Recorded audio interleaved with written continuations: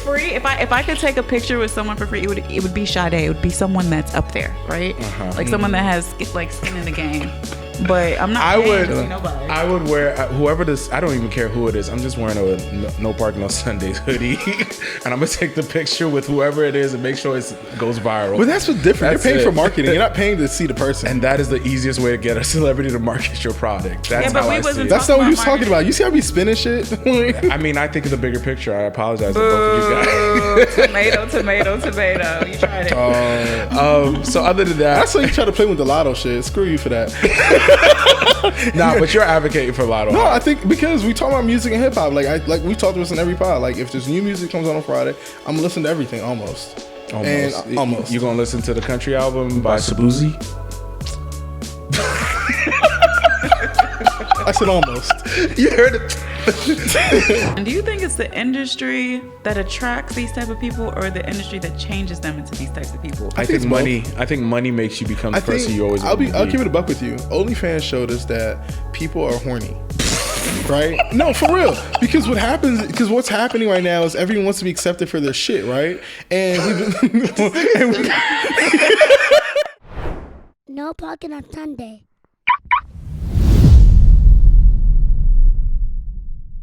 I do think whoever said that to you wants you. No, this was an older man that I know very well. I know his wife. I mean, you could be right? But because I was just talking, because he was like, "What's going on? Why aren't you?" Okay. And I'm like, "It's not me. Like this is what I'm dealing with."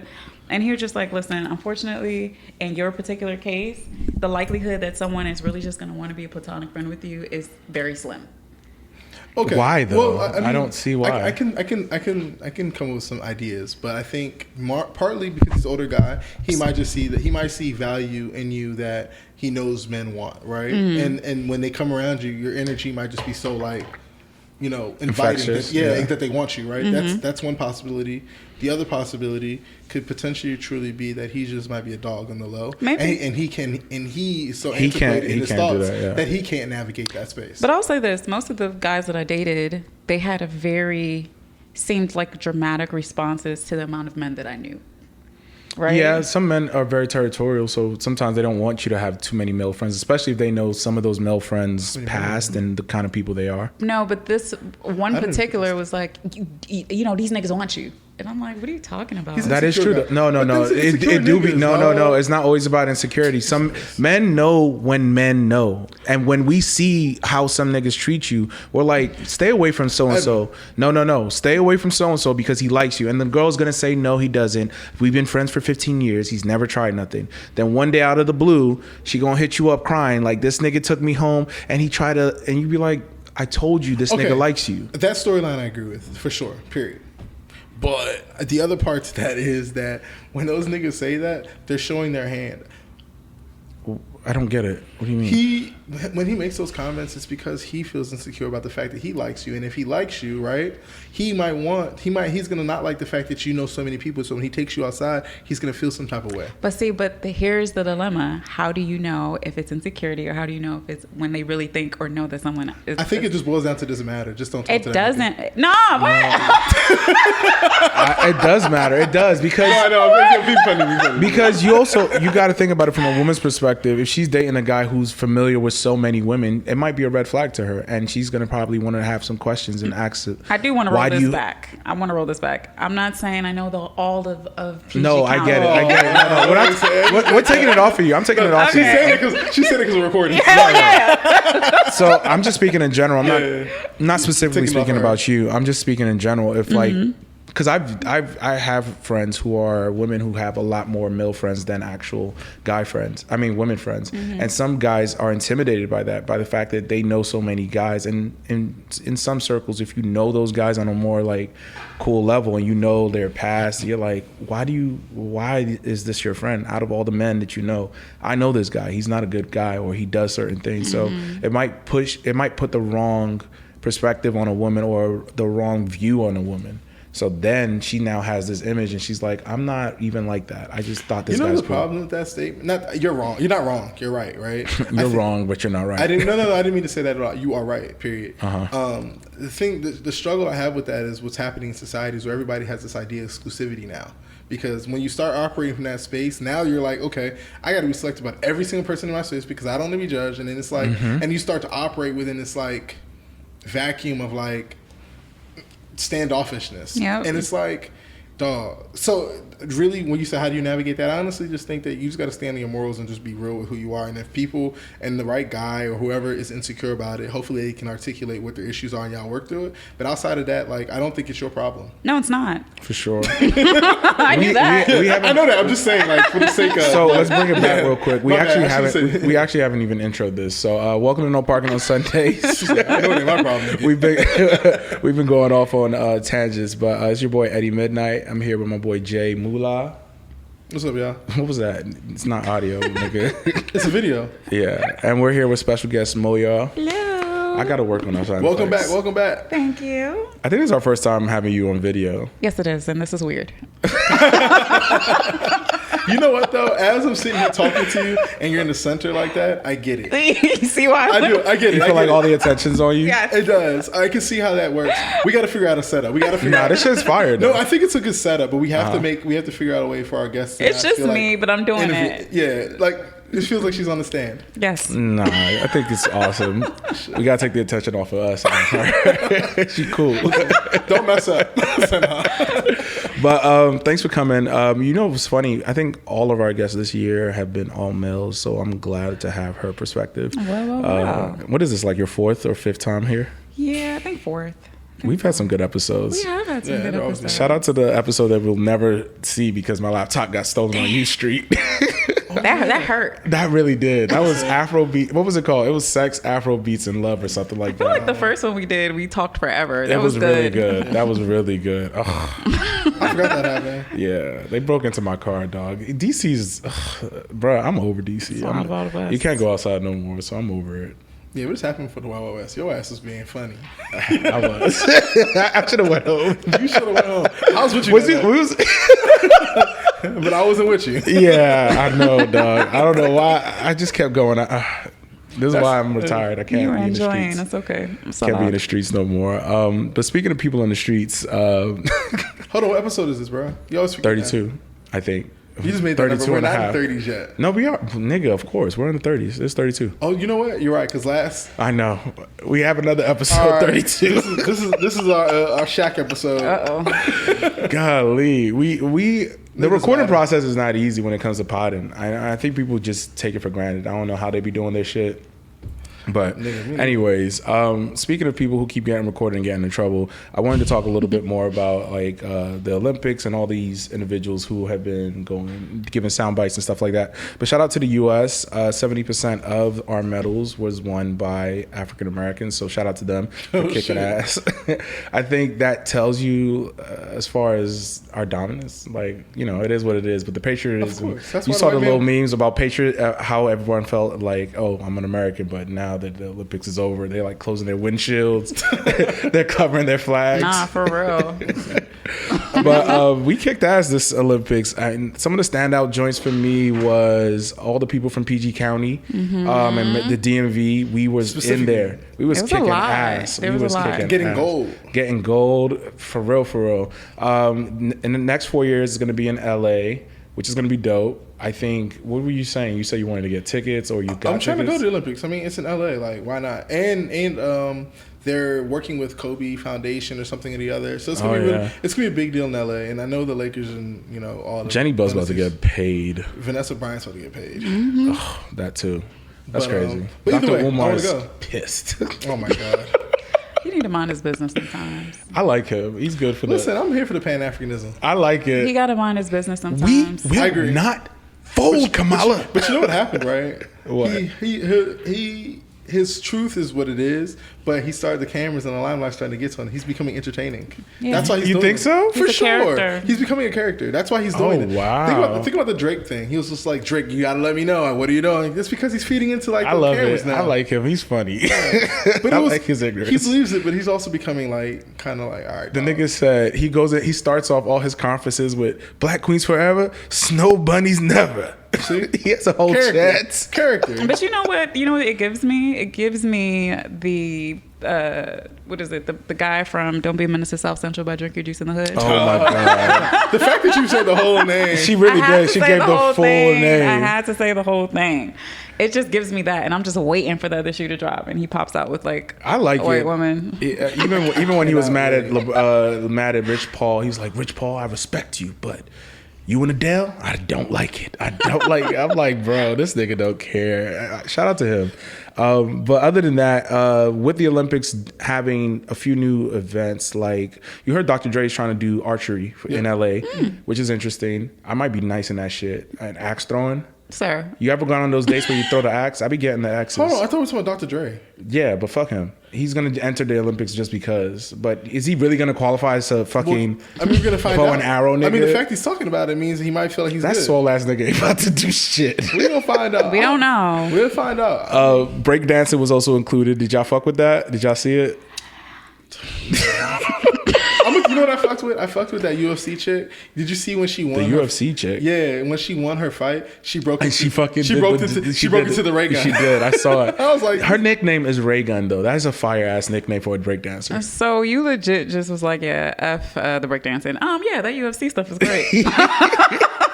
But no, so fuck her for cultural appropriation. Like that was crazy. it was. Like I saw her TikTok where she was like discussing how she feels like she's like a ambassador for breakdancing and why she can break down the barriers and talk about it and do this, and it's not like, I'm like, girl, like shawty, like, but you know what frustrated me about that?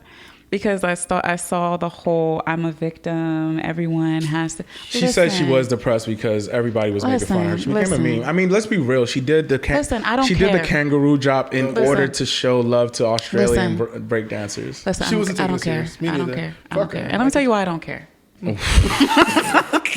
I'm a proponent for mental health, but I'm telling you why I don't care. We got to get back to the point where some things are Bring bad. back shame. Bring back shame. No, bring back shame. I feel like I said that a while ago to my friend, and she busted out laughing. we do need shame. You did not do a good job. I'm sorry. You know what's also funny about that? She's always wanted to bring dance into the Olympics, so she was trying to figure out a way to do it for She like used her 10 husband. years. Her husband. She used her husband, who's also a breakdancer for some reason. he was a judge. And he was also a judge. So she got pushed to the finals by him. And they showed clips of other Australian breakdancers who are phenomenal. And for some reason, she made the cut. Let's give it a It's buck. just, How do you grade- corruption to the next level. Shout out to, y'all talk about Nigeria's corrupt. Shout out Australia. No, but it just Holding makes it a down. mockery too of the art of breakdancing or any other like Olympic sport. Did you see that Like- there weren't a lot of black people who even participated? I mean, are you Which doesn't surprised? make sense. Are you Which- surprised? But I mean, where we know where it originates from. But let's keep it a buck. Like the unfortunate part about that is breakdancing did obviously originate within black culture in New York, blah blah blah, right? But the reality is, how many black people breakdance today, right? We don't, but niggas in New York still do that shit. Boogie down seen Bronx, it? nigga. You seen Yeah, it? yeah, I see it on TikTok. You're lying. I think that breakdancing has grown to this like more worldly thing, but it does originate here. Like I don't know. It does originate here, but we might not be I'm doing it as much as these people in like West Buffalo. I'm not discrediting like the culture influence and where it comes from. Like obviously they stole it, right? But I do think that like, I don't know about you. If you go breakdancing right now, I bet you few black people come up unless it's like in the 70s. Well, we about to come back can test and it. get our shit But back. breakdancing came Watch. out when? In the Don't 60s, give me the 70s when it first started hip hop. Don't give me the lie. Remember that show, The 80s Hit the is Block? What was that show on Netflix that had one season? They would break dance and then they discovered hip hop. It was something The Block. No, that wasn't that. I know what you're So talking about. that's what I'm saying. Was it the 80s? It was the 70s. It was the 70s, No, late it was- 70s. Whenever hip hop was discovered, around the 80s. Yeah. 80s, yeah. It was Big Bomb. What's that nigga's name? The African dude? Dog, don't try to. I don't know, but listen. But you're right though. It happened in the 80s. I mean, either way, it's just a mockery. Like It is a mockery. You finagled yourself into the highest level of Competition. artistry and competition Uh-huh. because you knew a judge, and then you had the nerve to be horrible at it. Yeah. And they want to gaslight us about it when we told you were horrible because you were horrible. White women tears are very She was strong. gaslighting. You were bad. You should feel bad. You should feel embarrassed. So they're saying, so now it is removed from the Olympics as of this. One and done. So it's one and done. So I was going to ask you guys, if we can have a new game to replace it, what would y'all have and add to LA? Like, I don't know. A new game? All right, so I'll give y'all a hint. I know you thought about it. Come on. Yeah, you know. I think we should do Twerk It. Get out of here. Respect yourself. Twerk It. Foolish man. So you Twerk It Olympics. so you don't want to. If they need judges, I'm just saying we have a plethora of them here. So you or like think about the stuff that we do out here. We have What if we had the stripper Olympics? No, that's not a good one. Pole dancing Olympics. Pole dancing Olympics. Pole dancing is one thing. Twerking is a no. It's all in the same genre. You can't do it's that. all in the same genre. Listen, I'm just do you throwing know, ideas out there. You know why twerking is problematic? Why? On Please this tell me. large stage. What if just the same way black people were not Let me in tell the. you something. Let me tell you something. It's not going to be majority non-black women in twerking. Really? You don't think so? No. I think it will. I think they'll appropriate it. I think that they can appropriate it, but they're never going to be the masters of it. Oh, yeah, for and sure. And it's not going to be a situation where a black woman comes in and twerks and a white woman comes in and twerks. And they're competing to go to and they go to the Olympics, and then the judge is like, yes, white woman, you're going. Get out of here. Unless that's her aunt or something on the board. Like, I mean, that did happen. It could happen. Hey, I'm not going down this road. But also, I just don't think it's a good look. Just leave it where it is. Well, They already judged us what about enough. freestyles? Freestyle Right. battles? Freestyle battles? No. We could do No. beatboxing. Beatbox. Oh, no. Ooh. Imagine someone beatboxing from another country. That's fine though, because that requires. Dog, what are you on right now? I'm sorry. How they do it again? I'm not even doing it. That was crazy. And I'm not even like. I'm sorry. It was the rum. But I mean, I think there's plenty of chances for us to add new stuff. They are adding esports gaming is going to be in the next Olympics as well. But I think that's going to be in between the summer and the winter Let me games. just say something. I think that we are bored. Like, Yeah, the Olympics were created by the Romans to distract people from the fact that they were still in. Yeah, but at least let it be like something entertaining. I don't want to sit here and watch niggas play video games to see who's better in 2K. That's weird. It is like, weird. come on, like let's keep y'all it. don't play video Or games, so y'all being very biased. Wait, now how about double dutch? Oh, There we go. I heard double dutch is a That's sport good. now or something Yes, like that. you should. Yo, that is not. It's not a game, and there's a lot of amazing There's real tricks you can competition do. right there. Actually, There's real competition. No, you there looked is. at the No, leaderboard, it nigga. no, because double dutch is like cheerleading, so And to it's speak. artistry. It's like Oh, cheerleaders have been trying to get that into the Olympics, I but could see they're not that. getting that. nah, we got gymnastics. But do you think it's too objective, cheerleading, because it's like routines and? Yeah, it's kind of. I don't. But I don't double look at- dutch. Gabrielle I don't Union personally look should at be there. cheerleading That'll be as a dope. sport. I think it's like some There's a lot of You think it's an right now, offshoot of sis. gymnastics? Yeah, I think we have gymnastics. Wow. They flip into the damn put me in the air shit. Speaking of gymnastics, I did see the all-black girl podium when Oh. Simone Biles and I forgot her running mate, Suni, can't remember her name, but they bowed to the Brazilian girl who got gold, and then they took it from the black girl who Got came third bronze? place. Yeah, so that does suck. So Why did they take it from the girl with the bronze? because somehow her score got updated and they didn't appeal it on time or something like that. So I think don't what know. it was, there was a portion where I felt, and I'm not saying that I know this correctly, but I think it was a part of like scoring her routine was difficulty. Yeah. And they felt like they didn't judge that correctly. So they appealed. submitted the video, which proved that she should have gotten higher, but it was too late or something like It's that. like 3 seconds late. That's what Yeah, it was. but she's had the medal for almost a month, so it was like, bruh, Yeah. y'all gonna come back a month later and take my award? It was a little crazy. Yeah. And So it's it does bronze feel a at- little, and it's bronze at that. Like, Yeah, Yeah. it does feel a little crazy. But shout out to the Olympics this shout out year. to Simone Biles. She came back. She killed it. She killed it as always. I'm sure her boyfriend now knows her. You fucking mean name. husband? Oh, husband. I'm sorry. I'm sure he knows who the fuck she is now. At Of this course point. he does. I mean, He always he's knew. always had. Like, I mean, I just guess- hated the fact that the internet was really clowning her But you for just like did it. her hair. No, I didn't. I'm on her side.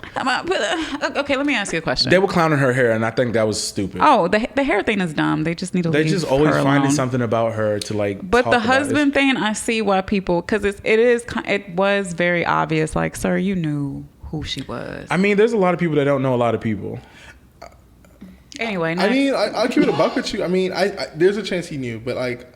He might have known, but not know. Like, You know what I'm saying? I say that to say, like, look at their age, and then, like, for instance, like, if the Sunni girl walked down the street, I wouldn't know who the hell that was. I wouldn't either. And if I'm being very honest with you, if I walked down the street and I saw Simone Biles, I'd probably be like, hold on, did I just see Simone Biles? Like, I wouldn't like... Yeah, it wouldn't hit me. But see, so here's the thing, and this is where variables matter. Because they did not meet on a regular dating app, they didn't meet in person. They met on a dating... No, they met on a dating app that's specifically for people that are entertainers that make a lot of money. Yes. Oh, I thought they met on Instagram. Like, she slid in his DMs. That's what I thought. That's what they were saying. They said she was on... Well, you know what? I could be wrong. So I'm not going to speak out of turn, but outside of that, like, it doesn't matter. They didn't really need to go in on her like that. I just think that social media just goes in on everything. I think you need to stop telling people your business on social media and expecting them not to give you their opinion. I'll say this. I think where it all stemmed from is when he did that interview on that podcast, right? It always starts with a podcast. And I think that he articulated that poorly, and I knew what he was trying to do, but he just did it so... What was he trying to do? I think he wanted to just point out the fact that he looked at her as a regular person and I'm a regular person too, and that we both liked each other. Well, he said I'm the catch, actually. He did say that. There's nothing wrong with saying that. I think he was clearly joking, though. He was clearly joking. I actually take back everything I just said. He was. I feel like people get stuck. And the thing is, and him saying that lets me know that he didn't know who she was. Exactly. But the thing is, I forgot. No, I get it. Look, I'm not gonna harp on this too much, but I do know for the simple fact that it's clearly a game he's playing. He knows they're both catches in each sense. One is not greater than the other. Okay. And at the end of the day, she's happy. Yeah, that's all that matters. Matter. And I think what people kept going by and telling her she needs to leave him, he don't really like you because he said that. He can clearly make a joke and she fucks with him. She's happy. It wasn't. That's how the internet works. Niggas got comments and opinions about shit they don't even know about. All it wasn't a joke, but I mean, it is what it is. No, that's what him. I think it was a joke. That's about the things clearly. In the comments. I feel like everybody's a catch in their relationship. I think but the way he said it was not comical. It was on a. No, the man was that serious. Yes, he always be trying to cap for these niggas. I mean, because I'm a nigga and I know what it's like. You can't do that. You cannot say that you are the only thing in this relationship that matters. It's both of us. So me articulating that I'm good, I'm a catch. I'm not dismissing that you're a catch. I'm not saying that you're not. But we're talking about me right now. But that's why he said that. But that followed him saying I didn't know who she was. Yeah, that's the part. I don't know if it followed. It did. Right, it was in the same context. And I was about to say, it was in the same conversation. Right? Yes, it was all in the same conversation. It just holistically, it just wasn't a good look. But at the end of the day, like you said, that's She's her happy. husband. They're happy. They got married. That's all that matters. Yeah, I'm praying for them because the world don't want them to be happy. I'm gonna say one thing, niggas, women, all y'all. Niggas, women. Like, what y'all need to do is just say, yeah, I loved her. I mean, like, just spin the narrative. Like, you don't gotta feed in. Gen Z love, bro. Things are different now. Admitting that you like somebody is completely different now. Nobody really wants that. You have to play hard to get. You have to play a whole game. We were somebody earlier, right? Being standoffish. Yeah. Everybody wants to like. People want to be cool, so it's hard. You gotta approach me. The first person that says I like you ends up being the one that everybody is angry about or whatever. Yeah, I just think people just gotta understand that being vulnerable and speaking your truth is okay. Anyway, before they use it against you, a lot of men don't feel. Even if they do, the only thing that can be used against you is something that hurts. Yep. Which is what men do when they tell women about certain things. I'm being all right. Nobody want to listen. I'm not saying that doesn't happen, but what I'm saying is that happens to everybody, right? So being in relationships with men, I've had that happen to me. It's a very unsavory type of personality trait that people do when they get ugly or they get mad at you for something and they don't know how to, in a mature way, articulate it, right? That's true. They go for the jugular. They use things against you that they know are going to hurt you, but that's not gender specific, right? Yeah. Men that so you're right. I'm not going to say that doesn't happen to you, but I will say for a man, for me specifically, whenever I've been vulnerable with a woman, I've seen it been used against me more than once, and it's always in a time when you're like vulnerable or you're not expecting it. Whereas I don't see it too often where, at least for me, where a woman tells me something like tragic or something that happens to her and I use it against her like in the heat of battle. I'll say this. But you're not a woman. I think that's... I was going to say this. And course, usually... But she's saying that men have done that in the past. Yeah. And I feel like that's not only her story. I've heard that But before. that's her You're point. proving my point. She's saying that both sides it happens to. It's a people thing. And honestly, like, I'll be very honest with you. Even if women don't tell you that happens to you, it's probably that's like the lowest thing on the bad totem pole bullshit that niggas do. Right? So it's just like, I got to tell you this because, I mean, that's still bad, but I got to tell you this thing, right? Yeah. So you got to prioritize like what sucked the most. Yeah. But like it just happens. People just do really messed up things to each other. I mean, listen, I stand by the statement: you don't know a soul until they're mad. Mm-hmm. Which is why we believe in prenups. I'm serious. Shout out to the track baddies who also got prenups after all the things that they were. Shout out to the cameramen. You guys did a great job this Olympic. You guys definitely captured all the performances perfectly. I think you guys did a great job this year. Good angles. Great angles for sure. Phenomenal. 4K. It was great. Track was definitely my favorite. Of course it was.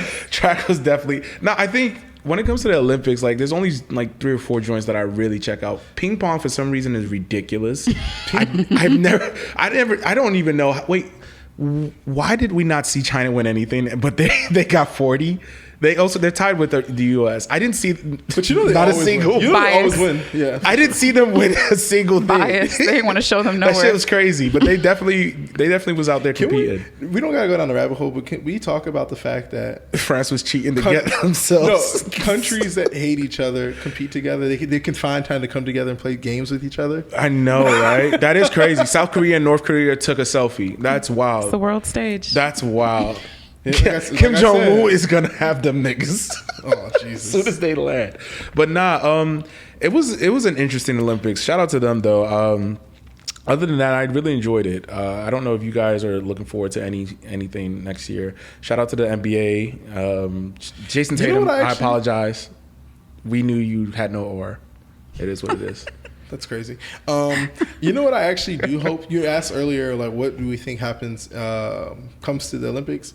I hope that somehow Ice Cube actually brings his 303 basketball team. That'll be because he has real athletes and real players that are still can hoop, but are just outside. Michael Beasley, shout out to him. He's like been they just don't hoop in the three. NBA anymore. But like, there's people that are still fit and still hooping. Mm-hmm. Is that going well? The big yeah, it's actually doing really well. It is, but the NBA is not letting him do a lot of things, which is fucked up. They're blocking him from getting other players because they haven't formally retired. They like using a lot of red tape to stop his momentum. Yeah. But I mean, listen, I do agree that people should retire though before they go to the big 3. I mean, some of them niggas don't retire and they go to Taiwan and play. You don't have to always say I'm retired. Like, I'm gonna come back if I feel like it, just like Jordan did. The fuck out of here.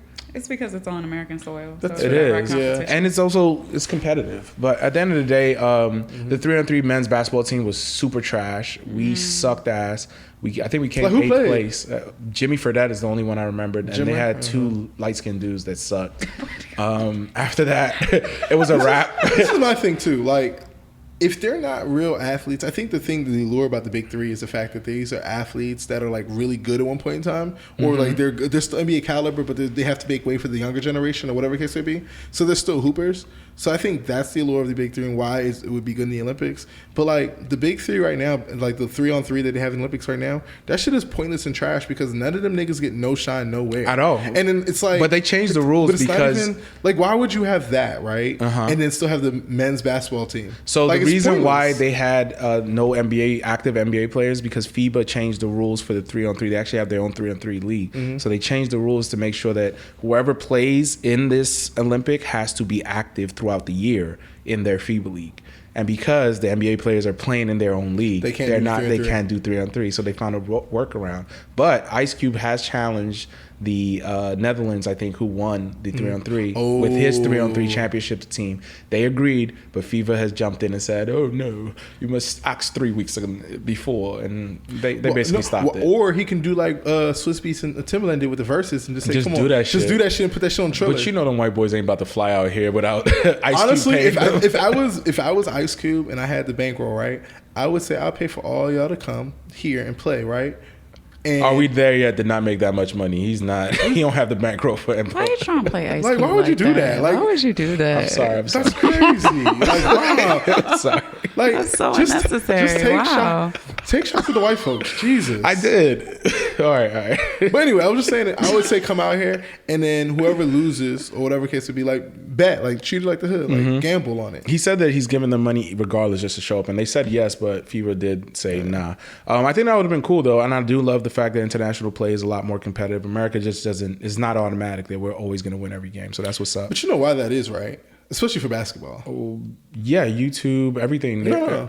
It's because the rules are different. The basketball player is actually tougher because they can hand check and do all kinds of things. And yeah, but even with all those rules, I think is now the fact that the internet exists, they can actually watch the sport and see these players and know how great it is and be able to achieve that now. With YouTube, you're able to watch tape. Mm-hmm.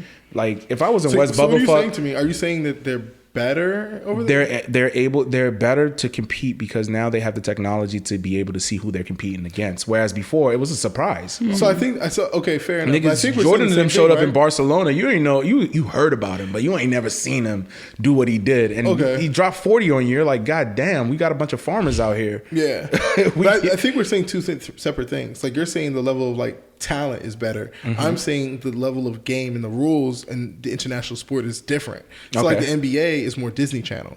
Like they can't play a certain type of way. And I think it's really because they're black and they're scared that they're gonna like break into fights. But that's neither here nor there. But like in Europe, like when they play ball, they can hand check, they can be more aggressive. If you watch the games, I saw that. They was fucking them up. They don't do that. LeBron was crying to the right. What the fuck? Yeah, but they don't do that in the NBA. You know what I'm saying? Yeah, like, all that flopping and shit, nigga. Not even flopping. Like stay on top. I'm saying like it's about the fact that like the rules are different, my nigga. I know, and I'm saying that we be flopping in our shit. All right, you got it. You can't do that, and they were trying to do that in FIBA. No, you're focused on the wrong thing. It's not just the flopping; it's the fact that you cannot play a certain type of defense. And I'm agreeing.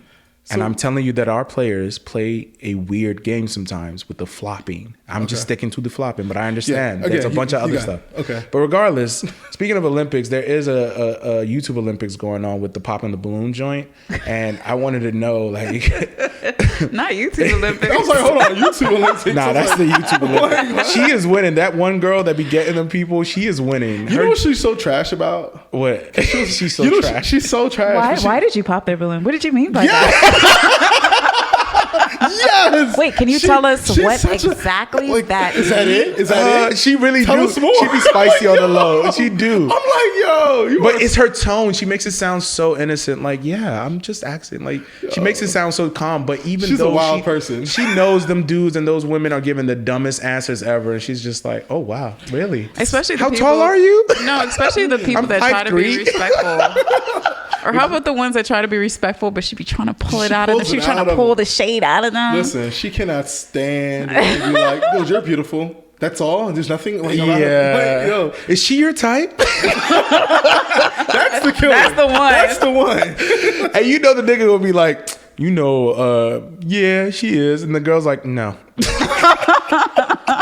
Those be the worst. I think that show just teaches you about how people take rejection. Honestly, it is a masterclass in rejection. I think it's performative though. Go ahead. Some of it is performative. It's performative, but it's also very extreme, right? Like in real life, if someone's not interested in you, they're just like, oh no, thank you, right? But no, sometimes you don't get to. I think this is a good case of, especially when you have too many options and they tell you offer just what you see. But what I'm saying, what I'm comparing is for the instances where you do put yourself out there, right? Mm-hmm. And someone rejects you. It's not to this balloon popping level. First of all, the sound of the I like that shit. The balloon popping is very disrespectful. I love when a nigga walk in. They got a mic on that shit. Yo, I love when a nigga walk in and the balloon start popping.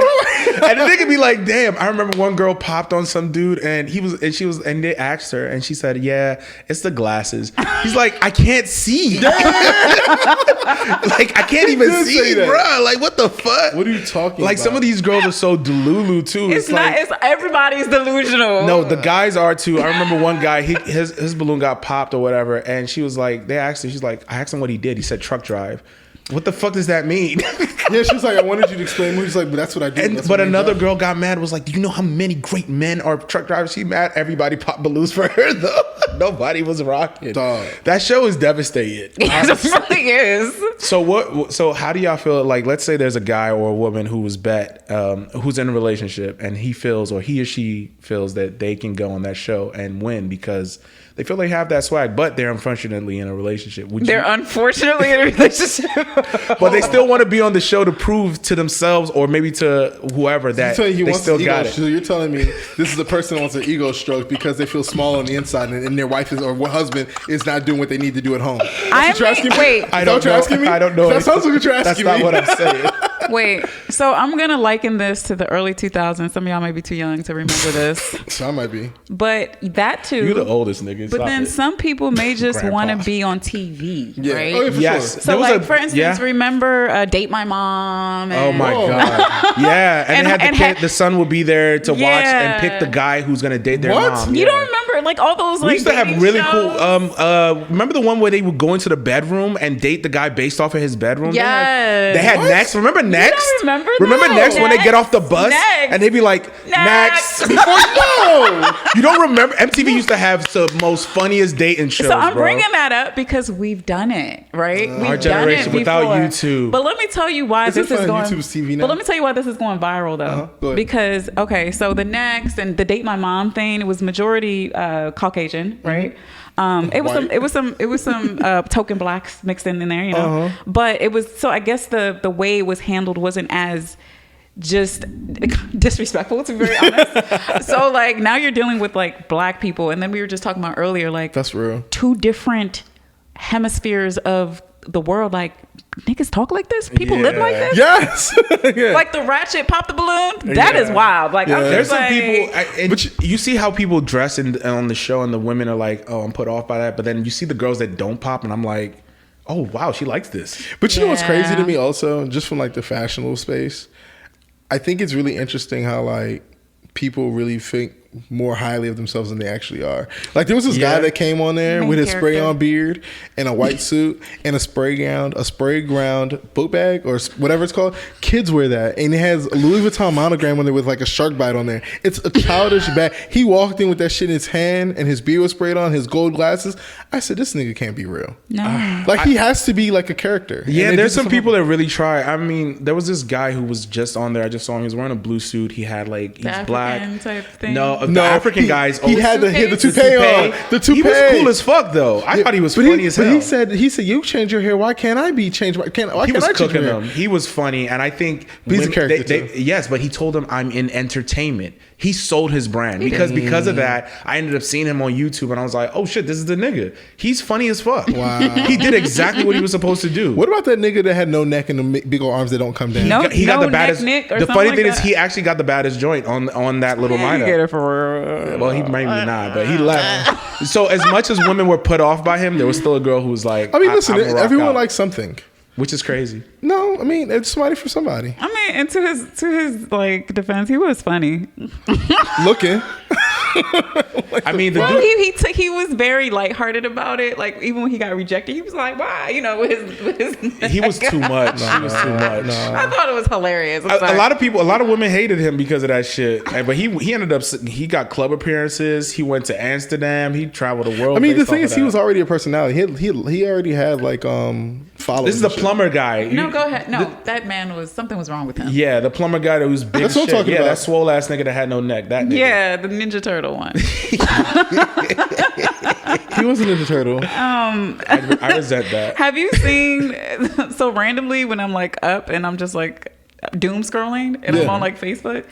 Yo, Facebook has the wildest. Oh my I god, heard. I've Facebook never- is crazy I've now. never heard. seen anything like Yeah, this before. Facebook is wild. But the ratchet joints that like And they be it's not putting, even and they be posting. But you know what it is? The everything. South and Middle America used to love Facebook. but it's not the balloon popping. It's the one where you like, oh, so what's your name? Like, bro, ignorant stuff. And I'm just like, what is that? she's talking about 1V's, the 1V20s. Oh, 1v20s? Oh, I love those. Yo, Those ones are ratchet. 1v20 Those are ratchet. is crazy. Because they be having some. a lot of stuff going they have on. some. That one dude, I don't and know. Shamar was on there. Yes. Woody was on there. That nigga said, lay down on the chair. I bet you tired of your back being like that. Lay down on there. He was wild. I forgot which one He of said, you keep these. talking to it. I don't remember which one of these rapper dudes it was. And the girl was talking. And he didn't listen to nothing she said. He just put a stack in his hand. It was like, do a split. I got 1,000 right here. Do a split. She was like, no. He made it 2,000. Do a split right now. And I'm like, what is going on? This is YouTube for children now. This is literally what they're growing up watching. It's crazy. This is totally a sidebar, and I don't want to derail the conversation. But then they have this one thing called "Don't Judge My Love."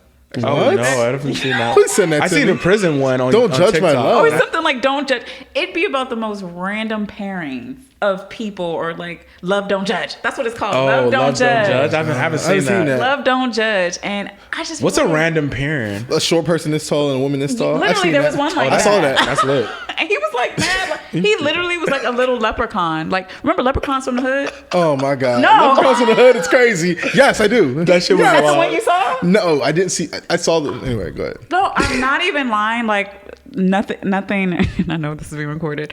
So all abled people, We'll edit it. little people. No, this is funny though, because the man actually looked like a leprechaun. Yep. And the whole time he was, she's like, people ask me, they're from like South Florida, right? Like little Haiti. People from Florida are like the weirdest. Very. So Oh yeah, they've been said that. they're Florida like, why? as well. They're like, why do you like him? And she was like, well, I love money. I mean, she kept it real. Gotta be Love her honest. for that.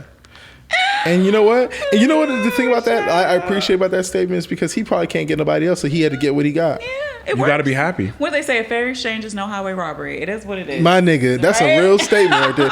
We back. Because of Jay. So anyways, I wanted to ask you guys, Trump or Kamala? Kamala. Is it Kamala or Kamala? It's Kamala. Kamala. You're not Indian, bro. You don't even know how to say her name. Kamala. It's Kamala. Yeah. Kamala. Kamala. Stop. I mean, Stop. is that She's really Indian. is that really a question? I think that with this being a truncated election year, I think Ooh, they big call it. words. I think they call it that because Why? she joined so late Oh. in the game. So she has to do a lot of her like Just move fast. grassroots. Yeah, like So are you into the whole narrative of she's a black woman, we should vote for her because she's a black woman? So No. you as a black woman, are you Also, gonna vote for her? should it even be a talking point? no. I agree. Okay, You're just voting for the better Absolutely. person. That's all I And want you to vote even, for. and even with voting for her, I still have my reservations because what was she in California again? District attorney. District attorney. She was Okay. she was you know that lady from Power? She was basically that. But what I Got it. learned is that those statements are actually false, and we should actually do research. There's somebody actually. Oh, really? You should Oh, do it wasn't. research. Even, I wasn't even referring to that. Oh, okay. I think my concern is I don't like California's politics when it comes, especially when Really? it comes to like taxes and all that stuff. Oh, okay. So Oh, I didn't know that. I don't want that type of like that stuff here, and I need to understand her position on, and that's what she's going to talk about, Yeah. right? Eventually, Supposedly, we've been waiting for her to do she one has interview. to. She Yeah. has to. I don't necessarily think she needs to do. She has to give her talking points for Christ's sake. Interviews. She hasn't done shit. I think Trump has been on streams. He's been on. Yeah, that's because he's an entertainer. Yeah. But I think to your point though, we do need to know her politics. But I think the unfortunate part here is that how much worse can she be than Trump? I hate that. I think the problem that we live in right now is that we're living in a society where we are trying to vote. We're not voting necessarily on politics anymore, even though there's folks that say they are. We're voting on people feeling comfortable going outside. Yeah. You know what I mean? I think so Biden said something that was very interesting not too long ago. He said for the first time in gazillion years, the KKK has always wore hoods. For the first time ever, this is the only time in history that we've seen the KKK unmask themselves, because they knew during his presidency, during Trump's presidency, that they actually had an ally in office. And I thought that was very true to what we saw. We had a lot of openly racism happening all over. So that's why I would say my vote is with even though I feel like the Democrats don't do shit for anybody anyways, at least for black people. Like immigrants is out here getting cake. Like a lot of people feel that there's a lot of disparaging situations going on. I'm gonna and make a quick people comment. aren't getting a lot. Yeah, Go I'm gonna ahead. let you go. Make a quick comment, and you just go for it. I Right? just not want to quick. make a statement. I don't know if I necessarily believe Trump is racist. Yeah, I was gonna say like I mean, No, whether he's racist or not, he's empowered racist. So I know. I think I ahead. knew. Yeah, we're on the same page. I think. I think that black folks, people of color. Let me start there. BIPOC. I think that we should stop. I hate that word. It's a real thing. I think that we need to stop focusing on like the racist part, my feelings are getting hurt shit, and actually focus on what actually may happen, right? Mm-hmm. I think, was it Project 25? Yeah. That's enough. Like, focus on the stuff that's like real. Like, I mean, listen, your feelings are hurt, you hate the man, blah, blah, blah. But like, just understand that when you vote emotionally, you're no different than the white person's responding emotionally on the racist side. To a certain degree, but you also have to remember the reality is that these individuals are also in high level parts of the government or in the police force, and these are everyday white folks or folks who are working with you. And the fact that they feel this obliged to be able to let you know that because of your skin color or where you come from, that they will stop you from being who you are, and their president is going to help them deport you. You know, that's why I said whether or not he agrees with it, he empowered them to make them feel that their actions were justified. So it made things very weird and complicated. No, your statement doesn't negate anything I said. It's, if anything, it empowers why I said y'all need to focus on the politics and vote appropriately. The reason the Supreme Court did what it was able to do what it is because of the voting. The reason that like anybody, the way things are right now is because of voting. So like vote based off of what like makes sense for your life. Like this is the structure. Like Trump, your mentor used to say that, vote or die. What? Who's my mentor? Diddy, remember? You tried it. This nigga. You tried it. You know what's funny? That's how you know he was his intern. Because he remembers everything he told him. Vote or die. Nah, Diddy was riding that joint. He was. He was definitely like vote or die. He was. But either way, That was the thing. Yeah. But go ahead, get your thought off. I just think vote for just like the color thing. Like we got to move past that. I know our feelings are hurt. Blah blah blah. But like, look at Project 25. Look at the politics. Look at how shit's going. Look how your money gonna get affected. Look at all that shit. And just understand that the society we live in now doesn't happen within the 4 years. It happens in the previous 4 years. So the way things are right now, as far as like being expensive, our groceries, etc. That's not Biden. That's the previous everything. Yeah, that's the previous administration. How things work, it goes into effect, and then when it goes into effect during those 4 years, you then feel the backlash or the effects of it in the latter years. So everything that we think Biden did or didn't do is going to take effect in the next 4 years. So if you don't, so give it a second and let Kamala come in if that's what y'all want to vote on, and then you'll feel probably 8 years of relief versus another 4 years of setback. Just because you think that she's the better of two evils, there has to be some dissect. Yeah. Well, yeah. No, that's what. No, three. Shit. No. What's the third? Throw Sleepy Joe in there. The third is the country. Not two evils. You still have to analyze her politics. You still got to ask questions. Like, I think people forget that they are public servants. They're here to. They're supposed to help us. Niggas ain't feeling no relief. Yeah. So. Yeah, I think definitely vote on politics, but that's why I said look at Project 25. In my personal opinion, that's for me. That's enough for me to say, oh, no, this is crazy. Yeah, it is crazy. Like, Project 25 is wild. It's very wild. Yeah, I've read about it, but honestly, I would hope that people have more common sense. They don't. You'd be surprised how many people on a baseline. So I read this book a long time ago by C.S. Lewis called Mere Christianity. And one of the notions that he points out is that, like, people have opinions on abortion. Like, that's the easy one, right? He said, I am a man, I will never bear a child, so how can I have an opinion on something that I can never experience, right? I mean, true. It's a very loose statement because you can have an opinion, but the fact of the matter is it doesn't affect you to the degree that it affects the person that's actually getting their abortion. An informed opinion. You feel me? Yeah. And then on top of that, like we're talking about like huge pendulum swings. We're not even talking about meeting in the middle, right? We're talking about like nothing at all. You cannot abort that child for no given reason. You know what I'm saying? And I think that's the issue. Like I can have a conversation around like why you don't want to allow abortion if it makes sense. I can have a you know, if there's like some give, but we're not talking about give. We're talking about like no, yeah, which is nuts. It's gross. Not only that, I think that when it comes to politics, I just think people have lost faith in what's happening because the economy, no matter what they promised us, the economy just hasn't looked up. It just looks bad for all around. And they keep giving money to people that aren't paying taxes. Yeah, but you know what? I'm gonna keep it a buck. And we like to, as black people, we like to spew this thing like they made us these promises. I can bet you not one of these niggas can tell you what the promise was that they made. Of course. So we gotta actually be real with ourselves. Y'all niggas don't know what y'all voted for. Y'all are listening to everybody, and y'all are mad at everybody. Y'all are mad because y'all have like groupthink, and you're not thinking. So like, and I'm not gonna sit here act like I know all the politics, but I think that like we need to stop repeating what each other is saying and actually go read a damn book or go read like the policies. Go figure it out. Well, I mean, what did they say? Who was it that said it? If you don't want black people to know something, put it in a book. But I don't even think it's a black thing. It's a person thing, right? That was gonna be my next thing, right? That was gonna be my next thing. I think we were talking about this earlier, like off the record, about how off the record it was great. About how people literally just don't have the mental fortitude to even think about anything outside of just surviving, right? Yeah.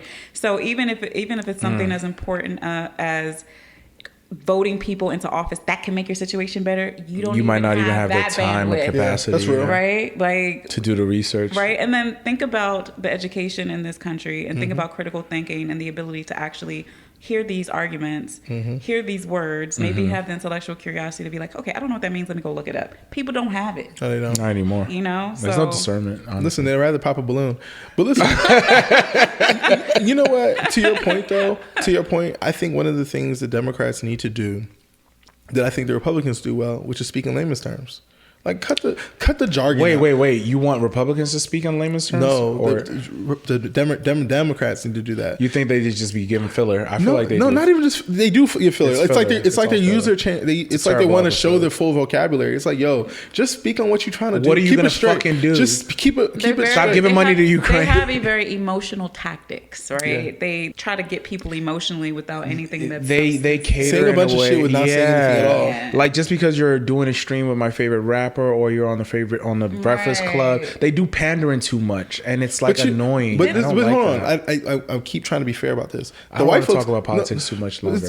But listen, so like the whites pander too. They just, of course. So I just don't want to make it sound like one side is pandering. No. It's not I'm just talking about how blatant the Democratic Party both of them do it. Okay, but what I'm saying is when they do it when the Democratic Party has done it to black people for the 8, 7, 10, 15, 20 years, we still see no change. They always promise us a bunch of shit. 15.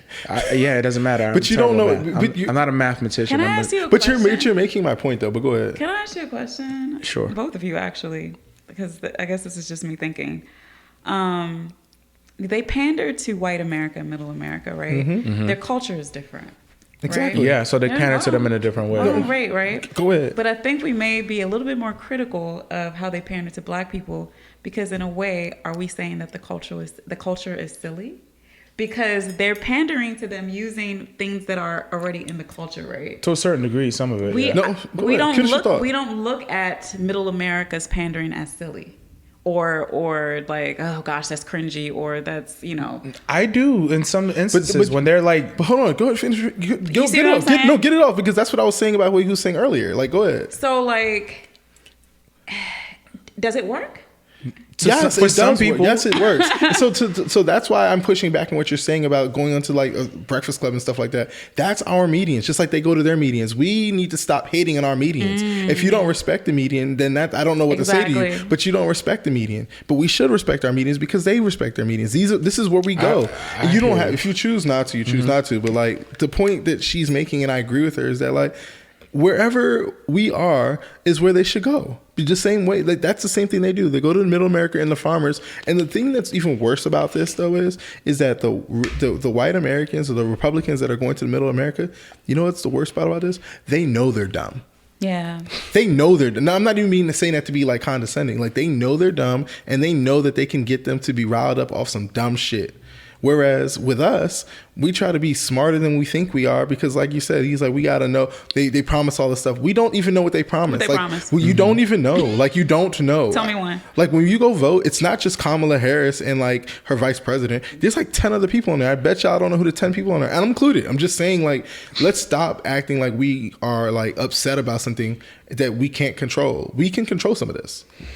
But I think to your point, and we can wrap it because you don't want to talk about it no more, is that you're right. Our bandwidth is thin, and I think the way to combat our bandwidth is just like laying it out. The same way we was able to look at Project 25. You know, that's why it's working. It's because it's a bunch of bullet points. Yeah. I don't like that. I like that. I don't like that. I like that. That's what the Dems need to do. Keep it simple. I can't wait to see what happens. Other than that, though, speaking of politics or black on black shit, Michael Rubin. I knew that's where you were going to. And I was like, how is he going to segue this? Black. So Michael Rubin was also, like you said, our he came to where we are, the Breakfast Club, for whatever reason. Everyone thinks that that's the one place to get your voice heard. I mean, it's in syndicate in a lot of markets. Oh, fuck them niggas. Anyway, so Michael Rubin, who is part owner of the 76ers, millionaire, owns Fanatics. He's billionaire now? He's been a billionaire. All right. So he also owns Fanatics, bunch of money. So he went on the Breakfast Club and basically spoke about, he's very good, close friends with Meek Mills, and there's some he's friends with everybody. Yeah, he's very, very, what's that word? Mixy. He's very mixy. So anyway, he has viral videos with Meek Mills where Meek Mill has lost a bet and he's bouncing. What is it called? Like he was bunny hopping. Yeah, hopping like a rabbit, doing weird stuff. And he saw how basically Black Twitter went off on Meek Mill, calling him gay because of also the Diddy stuff. He was caught in like weird compromising positions with Diddy. So basically, Michael Rubin gave his opinion on it, basically speaking and saying his opinion was based on Lil Baby, more than the Meek Mill thing. Well, he made it seem like it was about Meek Mill more than Lil Baby. What happened with Lil Baby? That's where it stemmed from. So the whole conversation was about the fact that he gave Lil Baby a hug and a kiss or something like that, and he said that everybody was looking at him like he was crazy. Yeah, it was a little. But like, the hug was a little extra. Listen, I agree with you. The hug looked crazy, but I think that's just an insecurity in Black folks. But whatever, you see here nor there. I think wasn't there also the whole Drake thing too, right? Yeah. Because Drake was at the party and no one he told nobody to play Not Like Us, which I think is the right thing. I don't want to hear. Yeah, I mean, why would you play that? Listen, that's a good friend. I'm gonna let you because I do have a lot of thoughts on this. Me too. So, in my opinion and how I feel about it, I don't think that a white Jewish man should be the one giving us critique about our culture. I don't know why we always feel like it's great for them to say what we already are talking about. So I hate the fact that the Breakfast Club let him say that and not push back. Instead, they agreed. Yes, we all know that's happening, but there's shit going on in his community as well. Let him talk about that. He don't need to give his 2 cents into our community and what we have going on. We're working on us. And we're also dealing with what the Jewish people or the Jewish musicians or label owners are doing to those artists that you're talking about, and you're saying these things. So at the end of the day, he can shut the fuck up and keep his opinion to himself. That's how I felt about it. Yes, some of what he said is true. Everybody talks shit about everybody. That's just what it is. Whites talk about whites, blacks talk about blacks, Chinese talk about Chinese. Every culture is always going to have something to critique about their own culture, and we hold our celebrities to the same extent. You can get it too, Meek. You got caught the nigga had French fries in his leg in a pool like this. Of course, that should look funny. We're gonna cook you. That means we love you, bro. No, it doesn't. But I think the thing. So I know you want to get your thoughts off, but I think the problem here is everyone's talking about this one snippet. If you watch the whole thing, he actually did delve into the Jewish issues. It wasn't just this one thing. I'm talking about this. I don't care about this. No, you did say that though. I'm pointing out because you did say that you didn't talk about Jewish. He did. That did happen, and Breakfast Club did push back. So I didn't see pushback in what I saw. Yeah, I didn't see enough pushback. I saw that. That's what I'm especially clarifying. because I'm clarifying it because you didn't watch the whole thing. I did, so I'm trying to clarify it for you. Well, you told me you watched clips. I saw the whole. I said I watched it. You told me you watched clips, but regardless, the day after when he got reprimanded, he basically said that somebody he highly respected told him that it's not his issue to talk about. But not only that, the fact is Charlamagne the God and also DJ Envy both were on their show the next day saying they agreed with him. So where you're saying they gave pushback, they sat there and said, I didn't see there was nothing wrong with it. I think he said the right thing. He's saying the part that we never say out loud. So when you're saying they gave him pushback, they went back and doubled down and said, we agreed with it. We think that he said what we always tell. Okay. They're lame. So I don't care. Here's my thing, right? I saw snippets of it too, and I did see where he touched on the Jewish community. I'll say this: it's very akin to I could talk about my sister, but you can't, right? Oh, for sure. And there's several things. Nothing he said was new, right? And I think some of the examples he used, particularly the Drake situation, just came off extremely ingenuous to me, because now you're trying to protect this man from what is normal hip hop, beef, right? I'm not saying that it should be normal. I think there's problems with it as well, but just historically, that's what it's always been, right? And now that someone super, super close to you is getting fried, right? Now you want to have this fireside chat about how black people need to stop hating on other black people, but you're also not acknowledging that your best friend, when you're good friends, has also been an antagonist to other rappers, right? Right? No even if it's little things in his songs, you're right. And it's mainly Drake women, and it's mainly women, right? If we're gonna be honest, yes.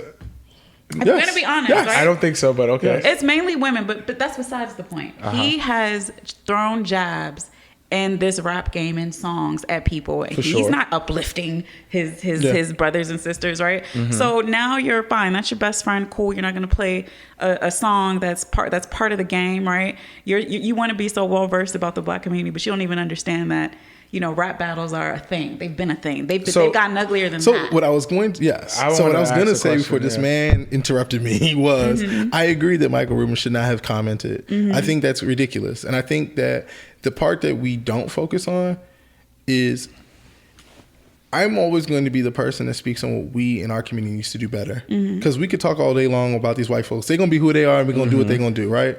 What we shouldn't be doing is, Meek Mill, if you so whatever you are, why are you bunny hopping? Why are you making yourself look like a fool? And the thing is, it's like reality TV, right? When people get on TV and they say, oh, it's the editing. No, it's not the editing. You had to do that shit for them to edit it. No, but it also can't be the editing. You had to do it to get edited. Yeah, it had to be done. It had to be done. But they don't show the good parts. It doesn't matter. What was the good part? It doesn't matter. If you're only going to use 5 minutes of Edwin, you're a highlight snippet king. Like, you will literally look at the what? Yes, you are. Like, you literally live off that. Hold on, I'm not done. So that's Meek, right? And then the Lil Baby thing. Like, Lil Baby didn't comment on it. Why do you feel the need to speak up for him? That's crazy to me. And honestly, Baby should have probably been like, yo, like.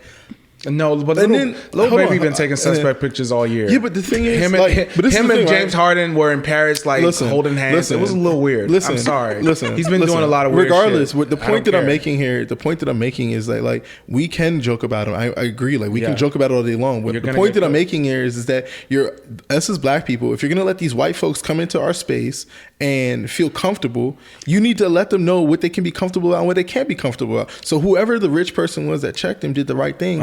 Because y'all are letting this man get too comfortable. So when I said that Charlamagne the God and these niggas sat there and let him do that, they let him get comfortable. He thought he was around friends. So I would have told him to shut the fuck up. Stop cutting me off, and I'll tell you. The reason I don't have an issue with that shit is because y'all black folk keep letting these white folks in, and so now y'all need to hear what this white man is saying. This is y'all man. I do have a question. I do think that, like, sometimes you got to put a veil back. I do have a question though. Did they know what they were going to be talking to him about before he came on the show? Probably. I'm sure. Probably Charlamagne let him. It probably baited him in, and I do think that, like, Charlamagne is problematic, right? Extreme. But I do think. Didn't you just say you like him as an interviewer? I do like him. It doesn't mean that he's not problematic. Two things to be true. I do like him as an interviewer, and I like the questions he asks sometimes. And I also think that sometimes you do got to let people kind of hang themselves. Sometimes you got to bring them in, right? And I think that's the same thing with Michael Rubin. He knew what Michael Rubin was doing was probably crazy, but sometimes black folks need to understand. We live in this, like, veil sometimes where we think that, like, we're just above it all, or I don't know what the fuck we be thinking sometimes, right? But it's like, you are hanging with this billionaire, and it's like, why do you guys are not even understanding who you're hanging around and what he's saying about you and what he thinks about you, and this is your opportunity to see it, guys. So that's how I feel about it. So you guys both said something that was very interesting to me. You both said that he basically protected Drake. Absolutely. So in this situation, are you telling me that if somebody made a diss track about me, talking shit about me, and you threw a party and you said, hey, Eddie, come through, and you're gonna play that song because it's a popular song? I didn't say he should do that. I didn't say he should. He protected his friend. I think that's no, but what thing. I'm saying is, as someone who is in the music industry and prides himself on being, like you said, mixy with the rap crowd, right? He should. I'm not saying he should have done anything, right? I'm just saying that what he's trying to address is disingenuous because you wasn't checking dude when he was doing the same thing. You've been in this industry for a very long time. You know what it is, right? Nah, isn't it funny how he brought this all around Drake? We're talking about something cultural, and he brought up Drake. He wants to talk about Drake. It is fine because I thought that was funny because I'm like, this man Drake is very shady.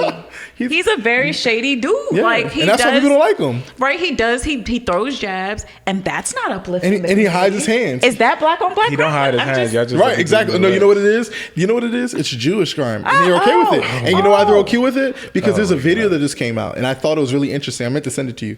It's really interesting because you know what he did? He brought at the Fanatics thing. Michael Rubin's introducing Aiden Ross, who's a big yes, and he said he's a Jewish guy as well. Yes, and he brought him to Robert Kraft, and he's like introducing him, and he's like, she's a good Jewish kid.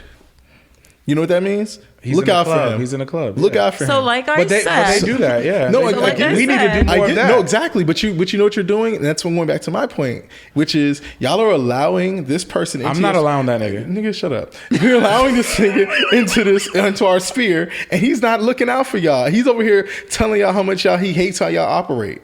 Yeah. But he didn't hate it when his good friend was doing it, and he getting money from it. And that's my thing. So like. But on a sidebar, I really think I've always thought his eyes were so creepy. He's a creepy looking Michael Rubin. Yes. He looks like a ghost. So he looks soulless a little bit. And honestly, Meek Mill deserves everything he got out of that because he was sucking that man dick so crazy. It was crazy. Every time that man dropped a song, every time he dropped a song, I'm hanging out with all the billionaires, Michael Rubin and such. Like, shut up. Damn. But I mean, you understand it. So if you hung out with a popular person, he's insecure. Yeah. If you hung out with a billionaire, In the words of Wale, I don't hang around the who's and such for nobody. I'm not a get-wit. Some people it's can not be bought. in me. Okay. I'm not a Some people can be get-wit. bought. Everyone can't be bought, but You some people can. really think that everybody doesn't have a number? Everyone has a number, but I also think that like it depends on what we're talking about. Exactly. I was gonna say that. Everyone's but a number. It depends on what we're talking Hey, about. Drake like- said my nigga did it for a Louis belt. But my thing is, everybody has a number. I'm for sure Meek Mill has done worse for less with people that look like him, right? I feel it, but I feel like for Meek, a Meek guy is a who lost-ass came nigga. from the streets or wherever he came from, you saw him with the dirty braids. He got picked up in a helicopter and flew to from jail. He got picked up in a helicopter when he flew from jail straight to the game for the opening night of the Philly Dolphin. Like, you know what that was? He was still a marketing play for not even that. He's still that little kid. His brain hasn't grown. He can still be impressed. He's a woman. No offense. Hey, Damn. God. Sorry, that sounded crazy. I take it back. This is the same guy that was saying men can't be called sassy. That's not a sassy statement. No, but you're calling him sassy You though. were shooting at me. I'm sorry. No, I was not. You know what? I take that back. I'm sorry. Not that you're a woman per se, but usually men go out of their way to impress the woman they want. That's what I meant by that also statement. impress other It's men. not like I'm not saying you're less than for that, but you're like, come here, I have shiny things, come play with me. Like, come on, dog. Like, what are we doing? That's funny. And that's why he and them Diddy allegations. Sicko. Sometimes I don't know which side he's on because it sounded like he was on our side and now he's called. Yeah, it's like No, I I think don't no. think you're ever on a side. No, he isn't. He just talks shit. No, I'm on the side I'm on is black people being more self-aware. But Meek is an idiot. No, I'm saying that. I'm 100% Meek's an idiot, but I'm not really mad. Same with Charlamagne and also DJ. I'm not mad at them allowing him to say that. That's the difference I'm at. I'm not mad at that. I am. I don't. I'm not. The reason I'm not mad is number because one highly it's for everything syndicate. else. It's for everything else that I'm not happy about. So I hold Charlamagne and DJ Envy to contempt, and also to the fact that I feel like Where's the gavel? Right. These niggas are the representatives of black. You can't even say the word right. Representatives. I'm from Nigeria. So anyway, Representatives. the fact is, these niggas are supposed to be the voice of the youth, the voice of the black people. I think who says these things? Niggas don't, oh my God, that was so loud. Who says these things? Everybody knows. No, they don't. Everybody does say No, they that. don't. They No one do. says that. They do. Just like you just said that earlier that people said, what did they promise us? We don't know. No one says these But things. People do say that. Who do these say that. people? The uninformed, everybody. self-aware black Everybody. people. He talking Listen, about. you know what So I hate anyway, to say them it. niggas need to get their lives Everybody together. can't get saved. No, everyone's sure. just not. Everybody can't get saved. But Kamala, come to the Breakfast Club again. she's not. They're gonna ask her about hot sauce, and she's gonna pander about that shit too. Anyway, Wasn't that what you call it? The white lady? that was Hillary. also. I was like, what? No, but she did it too. She did Pamela did an interview. Pamela. It's just, Just move on. It's just such a minstrel show at this point. It Yeah, is. next. It's annoying. But shout out to Wale. You did bring up Wale for a quick second when you quoted him, which was very interesting that you found that quote out of nowhere. He really is your favorite rapper. That's what's up. I quote a lot of things. You just don't know it. Nah, whatever. So Wale is going on tour, Blue Moon tour. For some reason, we don't see any DMV dates. I feel like he has something special coming for us. Yeah. Fingers crossed, because that will be like doesn't make sense. If you notice in his ad or the flyer or whatever it was, he had the DMV phone process on. You probably didn't know that. You probably didn't know they existed. Let's move on. But you did. I did. You did. I did. he used to like shoes. I don't know. Are you still a shoe collector? I don't collect shoes. I wear them. Oh, got the fuck out of dog! You're blowing me. Speaking of people that get on my nerves, Big Sean keeps making the news, and I don't know what he's doing. But Big Sean has an album coming out with The Alchemist. It's an LP. He put out one song so far as a music video. Haven't really gravitated towards it, but I do feel like with Wale popping out and him popping out as well at the same time, right now, while the big three is sort of like slumbering from their little war that they had, I think it's the perfect time for both of them to strike. But rumors are circulating that Big Sean is going to take shots at somebody to basically let people know that he is should be mentioned with these big three guys. Well, should he? On the interview with Charlamagne that y'all don't like, fuck that nigga. They do that shit in black and white. If a nigga do something in black and white, he wants to be taken seriously, and he knows he's not a serious person. Have you seen your Instagram? What? Your photos in black and white. Yes, you do. No, check his Instagram. I don't think so. I don't think so.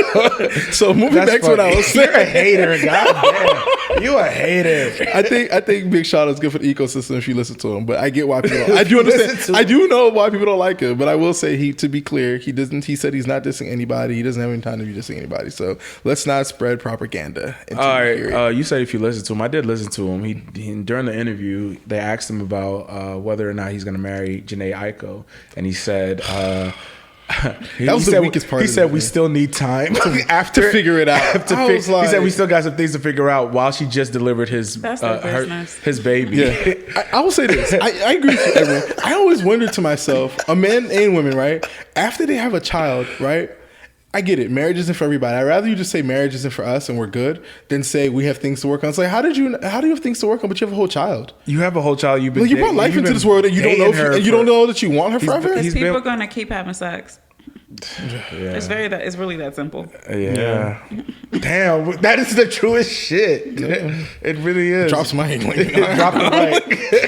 There's the truth. Oh, but shout out Big Sean. Like, I see what you're trying to do. I would say beef with Wale so that both of y'all niggas can use that shit to basically give y'all momentum. Damn. And he trying to be the Wendy Williams. I'm trying to get y'all niggas. I'm giving y'all the play right now, my nigga. Do that shit. Just don't shoot each other in the foot or nothing stupid like that. But y'all got that. Oh my gosh. Speaking of people that this isn't even a good segue. But Drake and P&D, Drake and Party Next Door revealed that they will have an album coming out together. I think that's dope because P&D, as you know, was in the Rihanna sweatshop forever, writing rhymes for her. He's finally been released. He's fire though. He is. But P&D is my guy. I fuck with him. He makes great music. He's toxic sometimes with it, and he writes for everybody, and nobody knows. So I'm looking forward to what him and Drake will do. You know, I feel like Drake is doing collab albums with everybody. You know who I would love to see him collab on a song with? Who? Brent Faiyaz. Ooh. That's some two toxic niggas. Yes. Very moody, too. Their music is moody. That's a good one. Look at you curating the playlist. Yeah. I like that. I can see that. Yeah. I can see that. I would fuck with it. I'm not a P&D fan, but I can see it. You don't fuck with P&D for real? I love him. I like his last album. He cool. Party? Dog, that nigga made music. He did. Especially, what was that, 2016? Yeah, I was in Amsterdam listening to that shit, dog. P&D 2, I was in Amsterdam lit. He cool. Lit, bro. Liberty. He got hits. I fuck with him. I think it's like I said what I said. Yeah, I think it's his style. Like, whatever. I like his last album. I like when I hear him feature. You know, he cool. Nah. Not a fan. I'm not going to a show. Like, yeah, I don't see me going to a show. You have to go with someone else who's a fan. You can't just go. He was just listening to Lotto, so. I was. Exactly. Her album was good. I wouldn't go to her show either, though. I would. No, I'm not going to her show. Would you go backstage for the $1,000 picture?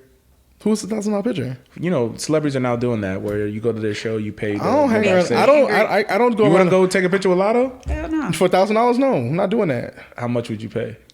How much would I pay to go take a picture with her? Yeah, $0. Because really? He not no stan. He's taking pictures. What about you? I'm not a groupie. Like, I don't got that in me. So who would you pay for? To go backstage to say, hey, I saw you? To take a picture? Well, you know Chris Brown's been No, doing that I'm not shit. doing that. I'm not a groupie. So there's no celebrity? No, I'm not paying to go Jay-Z? I'll go to your concert. I'm not paying extra $50 to come shake your hand. Like, that's crazy to me. I agree.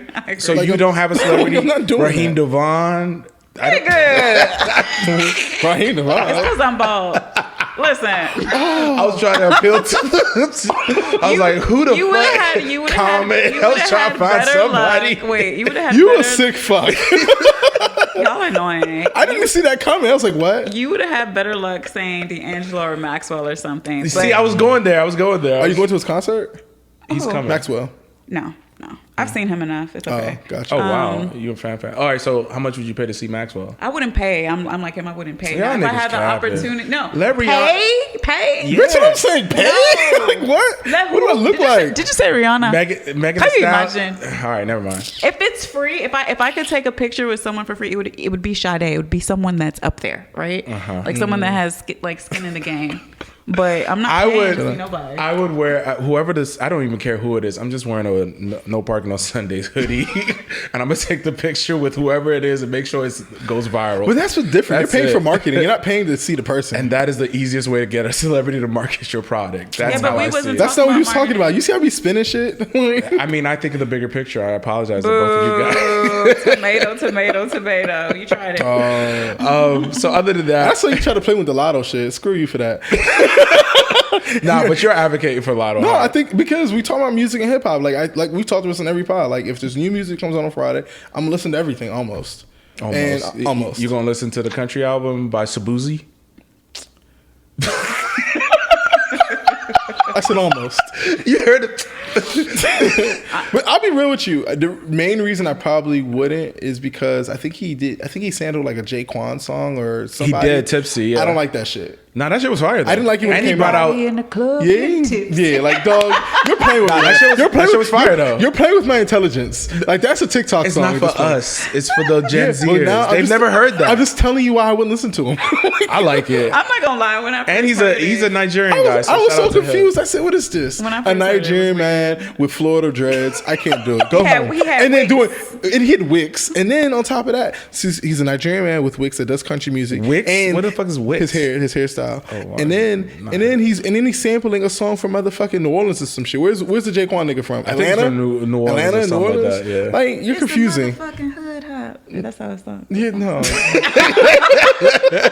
You're thinking of he had another joint. I'm too confused. I No, can't he do had it. It's a motherfucking hood. I know the joint you're talking about. Is Let's that Get not X. his song? That was another song he Yeah, had. he Let's Get actually X. Who, Jaquan? Jaquan has songs. has some hits, Yeah, for he has real. some joints. He was on the soundtrack. Y'all of, try to give me shit for Triple listening X.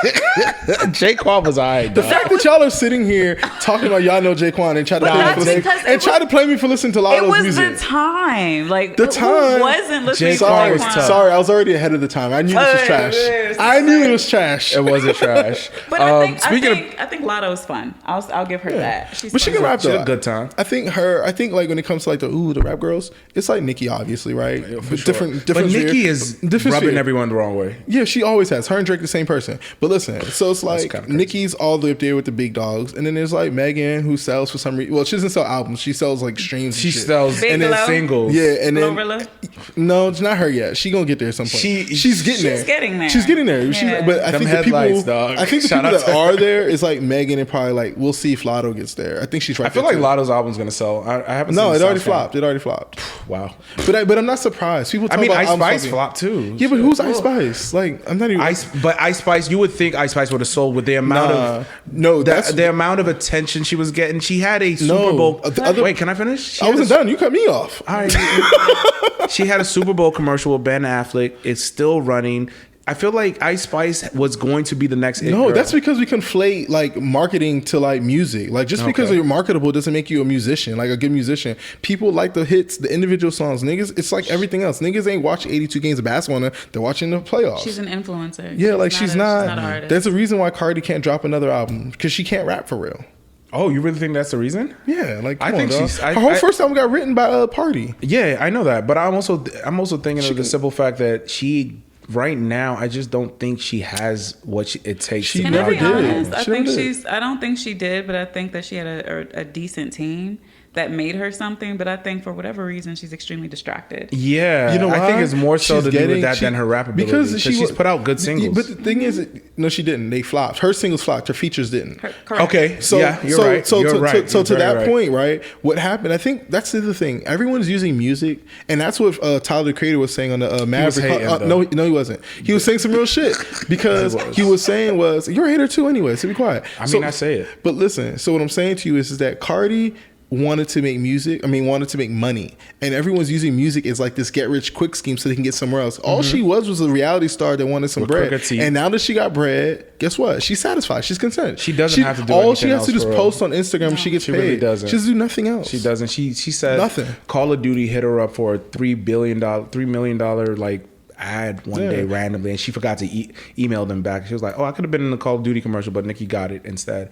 But it's like that's how easy it is for her. So to why just would you keep make an bills. album? Which is why I'm not mad at Rihanna for not pushing another album. She really doesn't have to. She did her time. She's actually put in more work than Cardi B. And let's keep it a buck. That album that she ended her career on, her music album, Anti. It was fire. Yeah, she did. It's a great walk off record. It's a high level album. She did her thing. I think she's done 1 or 2 features so far, but I don't think Rihanna's put out anything else. But she worked really hard for a really long time. She was actually every year she had an album. She was huge. Yeah, she was nasty. For the simple fact that she was up there with Beyonce when it came to the fans. The fact that people compare Rihanna and Beyonce is wild to me. It's still wild to me. It's crazy because she can't dance. Not even that, just because of her musical influence. Yeah, just, like Beyonce, as great as she is and all the stuff that she does, you still put Rihanna in that screen. She ain't done. It's also the personality too. Beyonce doesn't give you too much of the personality, whereas Rihanna gives you that bad girl. She's dressing up. She feels relatable. Goes out. Yeah. Here's the thing. I don't think Rihanna is necessarily a vocalist. I think she's a performer. No, she's a great performer. You know what I mean? But she's not touching Beyonce though. Yeah, she's the it factor. Yeah, she just has it like. And honestly, her music is just good. Like she makes. Yeah, no, I'm saying like because that's the thing, right? Like. Then we're seeing with Ice Spice, like it kind of goes full circle, right? Or even like the Lottos and whoever else in the world that flop. If your music is good, people gonna gravitate towards it. So, but it's what's happening is they just like that one song because it's fun. They don't actually like you as an artist. They haven't bought into you. They haven't done any of that stuff. I mean, it's worse now because of the accessibility. I would say like the social media, TikTok, dance craze, right? Yeah, so a it's clip all of fast. your song, right, will make you like go to the top of the charts off a clip, and then next, right? So it's like, is this actually real appreciation for the art song, or is it just because someone made a catchy dance to it? And everyone, right?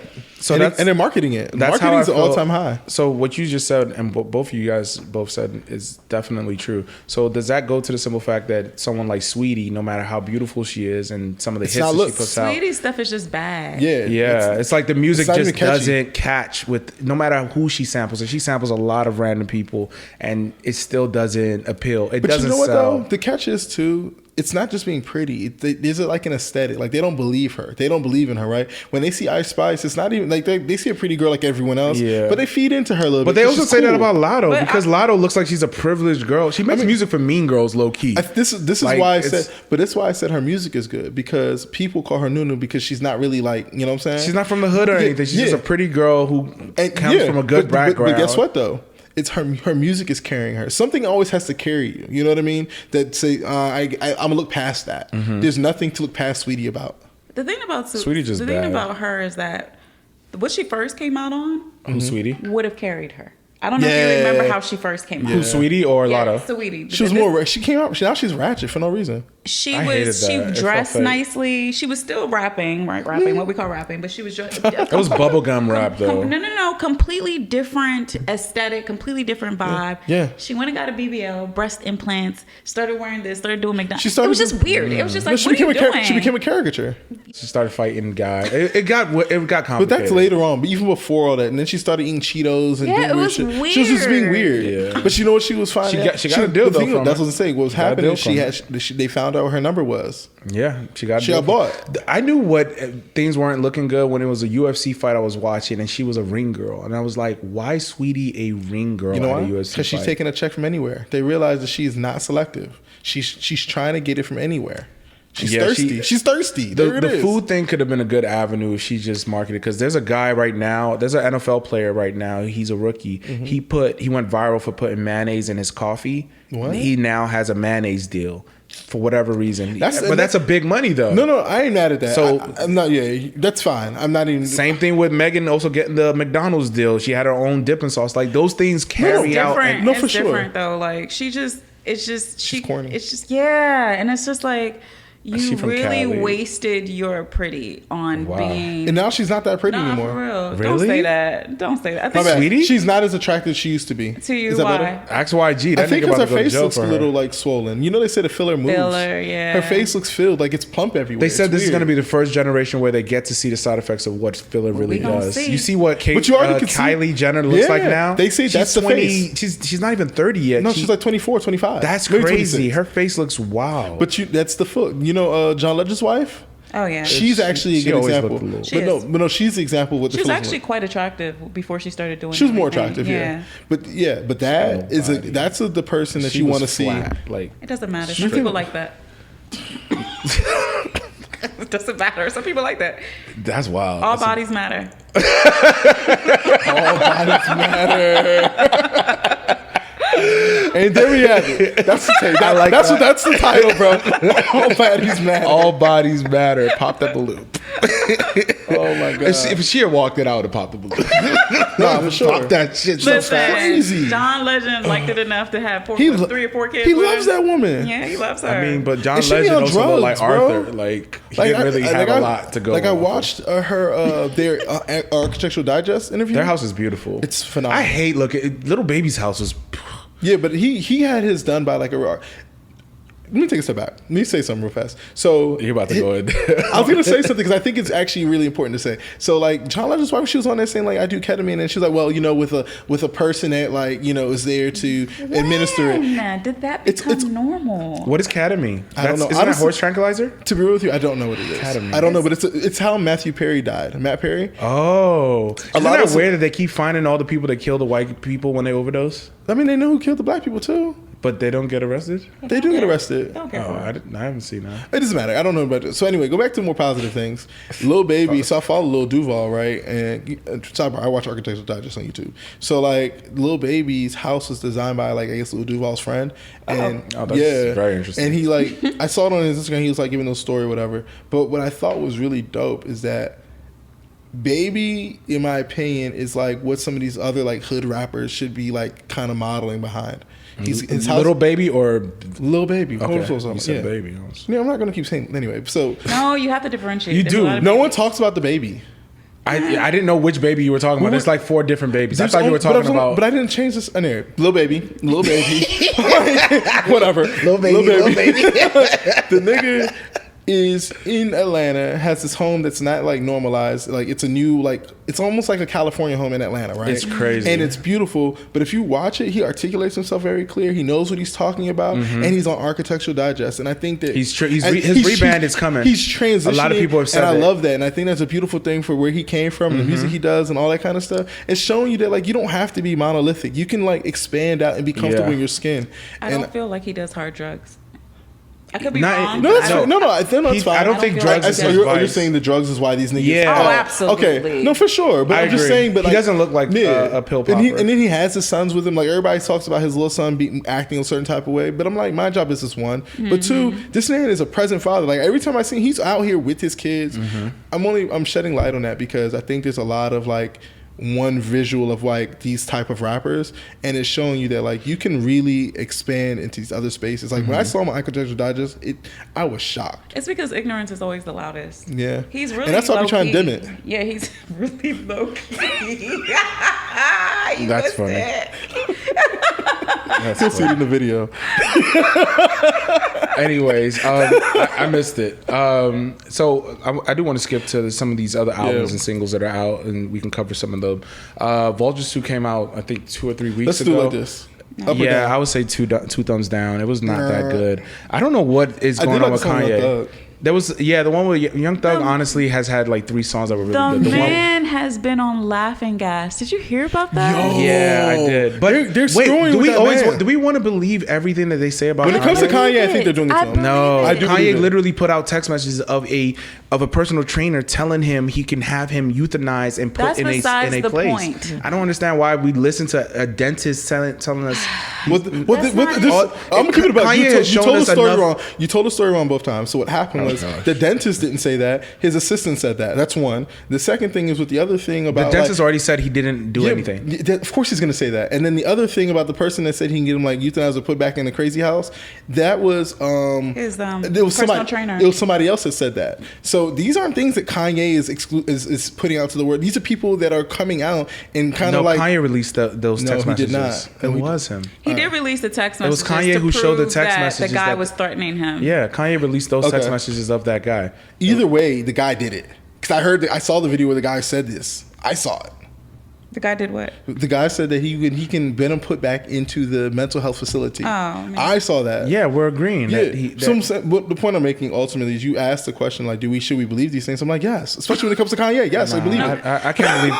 I've seen enough evidence to see that there has been a bunch of people who have come against Kanye to basically stop him from doing certain things. I won't say Kanye isn't guilty of being a dickhead and putting his foot in his mouth, saying some stupid things, being on drugs and going on rants. Yes. But I do believe there are higher powers who are stopping him from achieving certain things and fucking him up. I do believe that there is I don't know what you want to call it, a campaign to like really just make this nigga look crazy. Because he's showing you that he could break the system. Yeah, he's gone against the grain every time and won. And everybody. Why are you laughing? Why are you laughing? She don't fuck with Kanye. No, I'm literally visualizing. I don't know if y'all remember that like meme that was circulating, and they were like, he looks like a Jamaican dad of 4 or something like that. He's so out of shit. Kanye's trying. He really is trying, but he He's not does have a bad. bad body. Like it's I'm weird. They said that he looked like his name was Winston. When I tell you I died. So how do you feel about the way he like accessorizes his wife? I think He's that a it is dog. bizarre. I think that it's quite sick. I think that there's something definitely. I think it's drugs, right? It's I drugs. think- No, for sure. It's drugs. It's drugs. Like it's not normal. The same thing that he was berating Kim about, right? He literally went ahead and did to his new girl, like even 10 times worse because he's literally walking her around like a naked billboard. Like it's just weird. I mean, The album is I'm not gonna say great. this because these people got too much. But I will say I would not be surprised that during that marriage something happened to him. Oh, I think so. I'm just gonna leave it like that. You know what I'm saying? I think so. With the white girl or with Kim? The family. The family. Yeah, I agree. about DJ Kim. Mustard also put out an album, Faith of a Mustard Seed. I turned it off as soon as I heard him rapping. No, you didn't because the last song is where he's rapping, not the beginning. Liar. Hey, I had mine on You shuffle. see this nigga? He said, I know he's about to rap, so I'm about to. Yeah, that's what he did. But nah, I listened to it, and once again, the song with Young Thug was the one I liked the most. Yeah.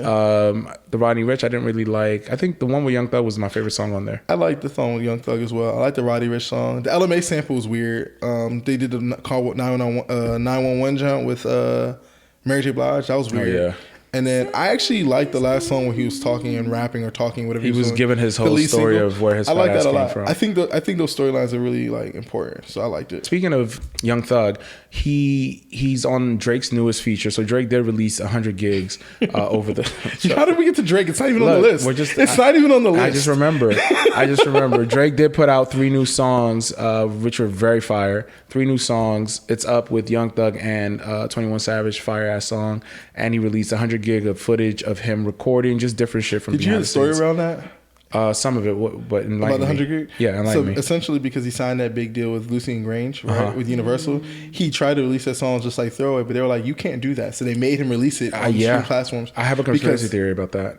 What is it? So in my head, I think Drake released those 3 tracks and everything the way he did in order to get his own accurate numbers to see if he ever went independent, what exactly is he really selling. Because if you look at it, when the record label tells you how much streams you get, how much everything, they're the ones who have the final numbers, and then they give it to you, and then you get paid off of that. So I think him going behind their back and releasing something independently like that was a way for him to just kind of test the waters and see, let me see how much I'm really getting. He can't get away. So so 2 things. He can't, but you never know. I wouldn't normally agree with that statement. The only reason I don't think that's what You happened. never agree with me. No, I do sometimes. I agree with you. You look back at the videos. But the reason I don't agree with you is because he signed that $400 million deal, and which was essentially a 360 deal, and he knew that he couldn't do that. And the reason he came to that, it's the biggest deal in history, and the reason he got that deal is because of whatever he thought he was worth. So normally I would agree with that before the deal happened, but he already inked that deal. So he's stuck in that deal. Like there's nothing. I hear the deal.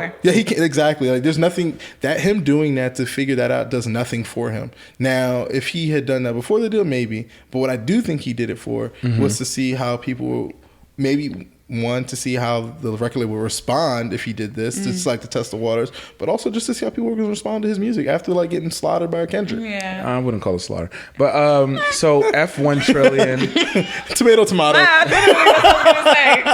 So if I give y'all this title, guess who this person is? Like if you had to guess what kind of album this is, F1 trillion. I don't know. I mean, I have it in front of me. Let me just say it. Post Malone. Post Malone is coming out with a country album, and everybody is calling him a what is the word? Culture vulture. Culture vulture. And he said he went into a deep depression because people basically said he used hip hop to get popular, and he's not making hip hop music anymore. And I think he's always been a culture vulture. He's been a pretty good culture vulture, though. I ain't gonna hold you. And let me tell you, not good in like his song is like good. He did a good job quality, of it. But like, okay, you know what I mean? Good job. You fuck with? I mean, he had this one mixtape that was really fire. I remember that joint. It was actually good. I mean, we liked Post Malone back in the day. I did. And I think it was different. But I think also people get tied up. I mean, I'm gonna. You rewind. get tired of that shit. You don't like. No. Rap. I said tied up. Oh, I thought you said tired. But Pink did the same thing, but that was by force. Her label made her come out as an R&B artist, but she was fire. The Pink's first album was amazing. Wasn't she a R&B artist all along? She didn't want to do it. Oh, I love her R&B. No, though. she did not. She hated it. She did not want to do it. She wanted to do rock. So when she was fine, when she finally did what she needed to do, then she went. But that's what she always. But you know, that's how Avril Lavigne. I love her. That's how Avril Lavigne came. Avril Lavigne's image was like what Pink was supposed to be. Yeah. But they made her do. But I mean, it worked. Then that's why I know great, that, right? Yeah. But I think that with Post Malone, I feel like also people don't understand what it means to be an artist. Sometimes it's like, man, that nigga came out with White Eyes. No, so. you're supposed to experiment. Like people have eras. Like Rihanna did it. She did it seamlessly though, but she always had a very kind of. I mean, black music do it all the time. Like look at Chris Brown. He left that pop era ever since he went, and I can't stand it. Yeah, but I think that's he a does problem. R&B, pop, and R&B. Yeah, but I think it's a problem though because real artists, they're going to go left, right. I mean, not even real artists. Different types of artists. That's what they do. They're supposed to recreate, to reinvent. I mean, you're creative. I mean, I agree with Madonna. You. I mean, look at Jay-Z. Right. Look at Lil Wayne. Like Madonna has always said. They've always said that every time Madonna comes out, she reinvents herself. Yeah. Same thing with Kanye. Kanye's every single album it doesn't sound like the last one. He becomes an entire different person for each. He'll make a gospel album. He'll make 808s and Heartbreaks. Shave his head. Like he becomes that person, that character. I think Jay did it with American Gangster. A few people they do it to a certain degree. Wayne did it with Rebirth. Drake did it with the dance album. So yeah, I guess it does make sense. But in the sense that Post Malone jumped in from hip hop. I think black folks just care about too much shit that don't matter. And you know why I think?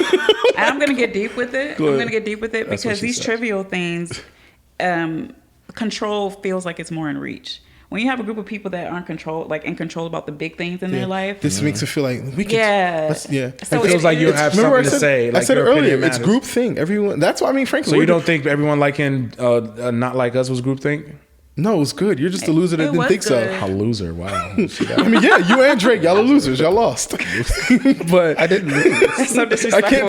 I can't tell. You take it so personal. I can't tell. I swear that you put the marketing out. Calling someone a loser is so disrespectful. Listen. You say you and Drake are losers. Y'all lost. But listen. It's like calling someone a dweeb, which is one of my favorite words. Dweeb? I don't think I've ever heard that in real life used. Those like 90s sitcoms. Well, listen, I think that's like dumb. You know what? I think there's like context to loser. It's just like bitch ass nigga. Like show you. It's like shut up, you bitch ass nigga. But it's like stop playing me, you bitch ass nigga. You know, it's different. It's like nigga and nigga. It's still disrespectful though. So that's why he dropped 100 gigs. Anyways, I'm going on to the next person. I'm gonna keep jumping to the next one. Y'all wild. So we do have Sugar Honey Ice-T by Lotto. I didn't listen to it. I did listen to that diss track Jay you listened played to me. it. I did. He So listened to it. Blick something was good.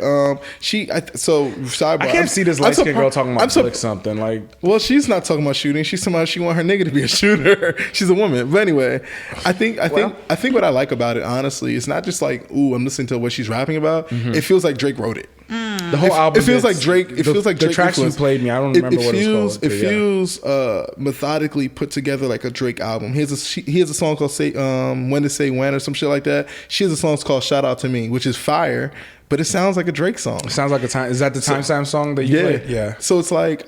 So that's why I mean, somebody said to me they don't like it because it sounds like Drake album. I'm like, okay, I feel you. But if you say to me you don't like it because you don't think the music sounds good, it's like, now you're just being a hater because it sounds like a Drake album. It sounds good, but So I it's think like- the subject matter for me, I really feel like Lotto makes mean girl music. And like the song that she makes, though all the music she makes for me, it just feels like it's a mean girl. Can you It's- I mean, good. I don't know how to explain it. It's just I mean think girl music. I think she makes braggadocious rap like everyone else does. Yeah, but it's a difference between hearing JT rap and her rap. I don't know what it is. What's the difference?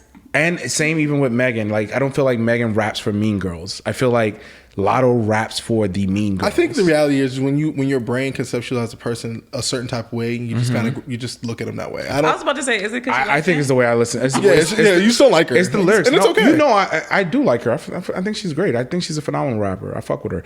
The only thing is when I listen to the lyrics, that's what I get from it. I don't get a girl who's like when I listen to JT, I get a different sense of... You thug.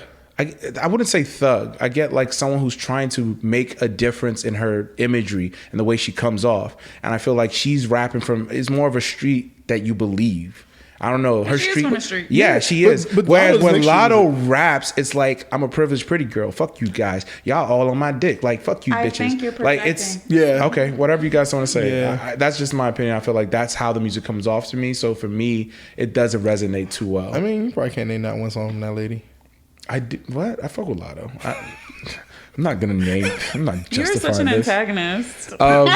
You know why? Because this is the thing, right? You be antagonizing this man. No, I don't. The thing is, everyone just be saying shit, right? And it's like, okay, he gonna say that. All right, let's see. Where do you stand on this? Like, how did you come to that conclusion, my nigga? I don't like when she raps and it sounds like some mean girl shit. Like, I don't, And then he defends You Drake. just say And- you fucks with Lotto. You see what I'm saying? Okay, and now you want to say I'm an antagonist. See, both of y'all. I see why y'all friends. This is sick. This is a toxic relationship right here. fucks with Lotto. I just This is think she crazy. but no, the funny thing is I actually like mean girls. I like people who are mean. So You see this? And you Anyway. ask me, and you ask me, and you ask me, Aside. and you ask me why I say what I say. let's get to the This is my next dog, story. though. I'm Come about on. to run through this list. So we do have Asake's new album. I can never pronounce this properly. Lagoon Boy. Okay. Would you want me to correct it for you? Okay.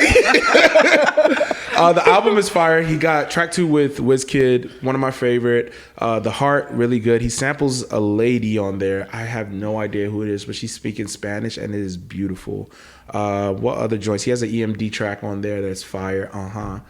I think the album's actually really good. The first half is like straight up pop music, then the end songs are all straight up, I would say, back in the Do you feel like he was making world music? Don't answer them. World music. I wouldn't say world music. I don't think the thing about his music too that I really like is that he doesn't break down his words to be all English. He continues, he sticks to his Yoruba. Mm-hmm. He just keeps speaking in his own accent and everything. He doesn't break it down. He's broken English. It is what it is. You said that on one of our Lost Taped episodes. And We have so many I went episodes. and I actually took what you said and I went back and listened to this artist named Friday, which I fuck with a lot. And he has a song called Blessings that featured Asake, right?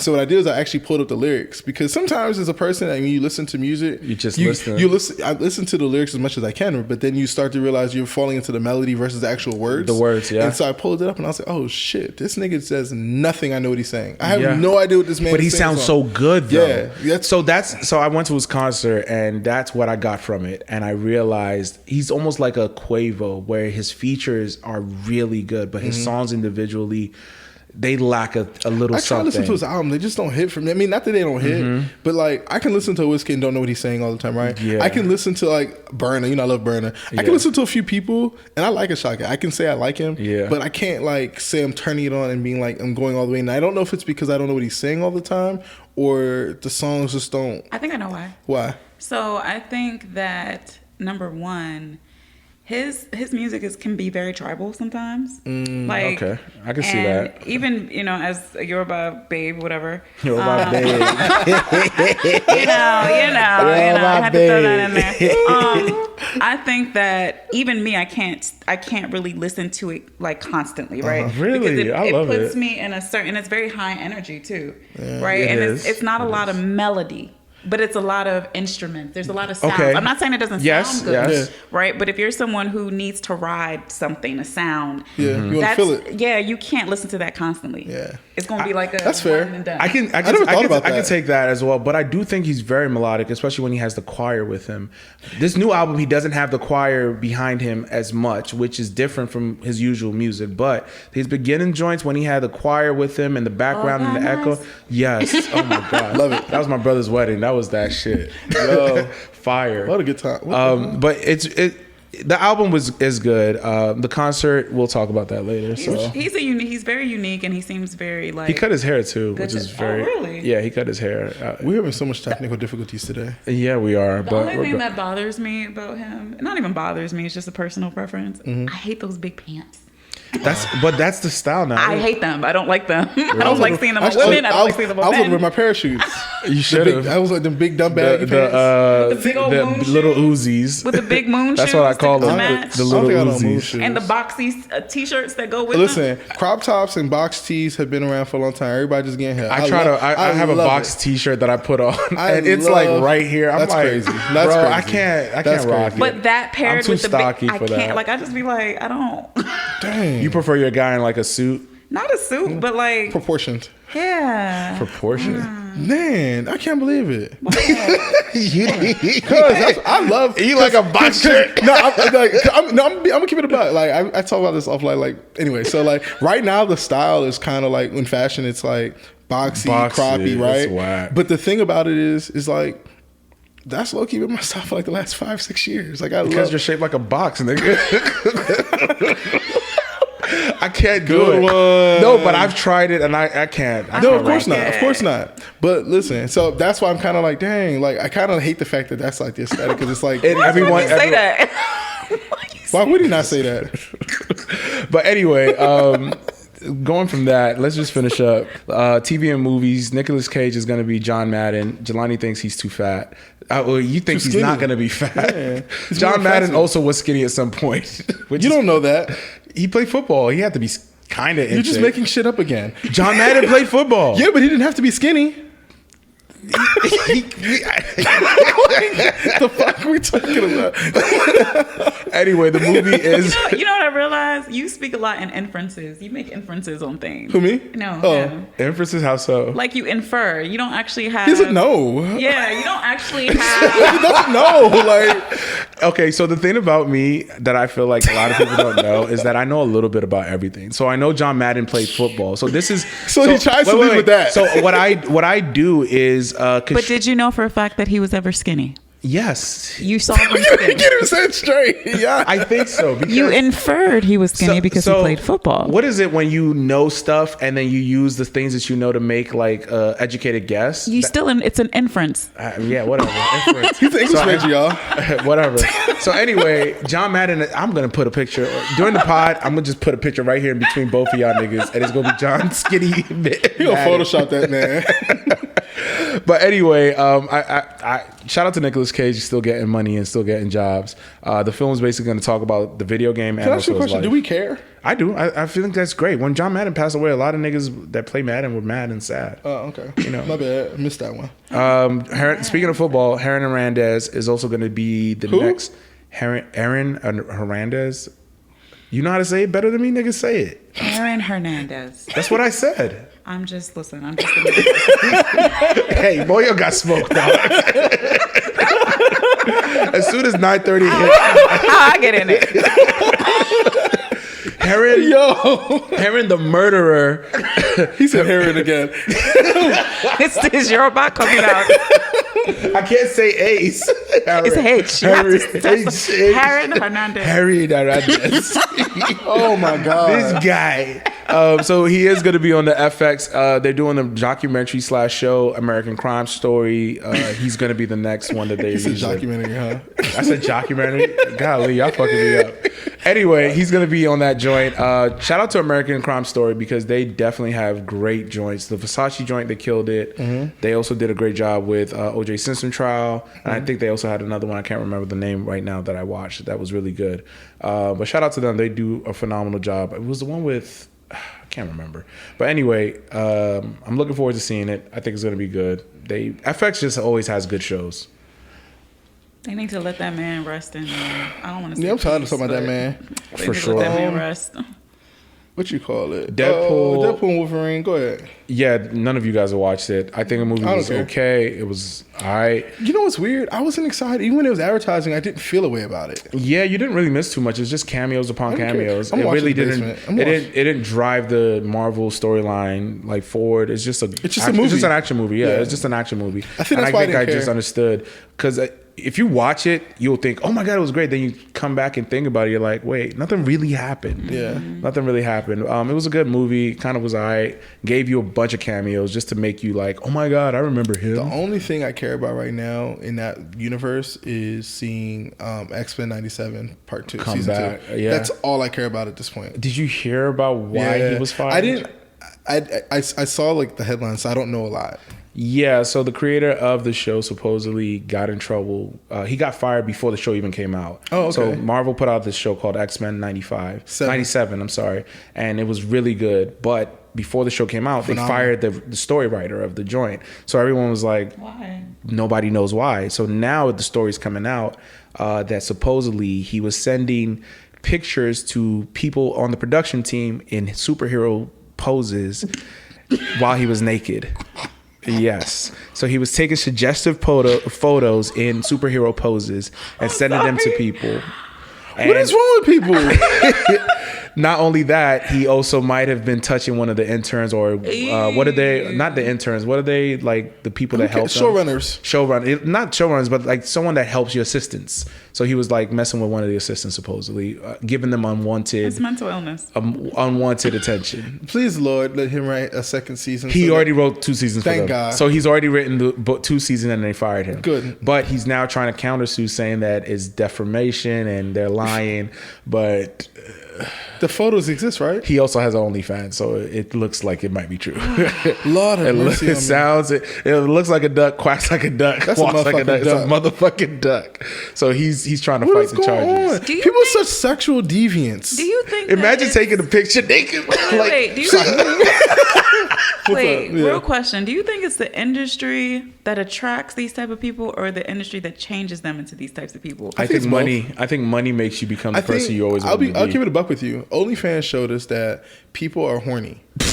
Right? No, for real. Because what's happening right now is everyone wants to be accepted for their shit, right? And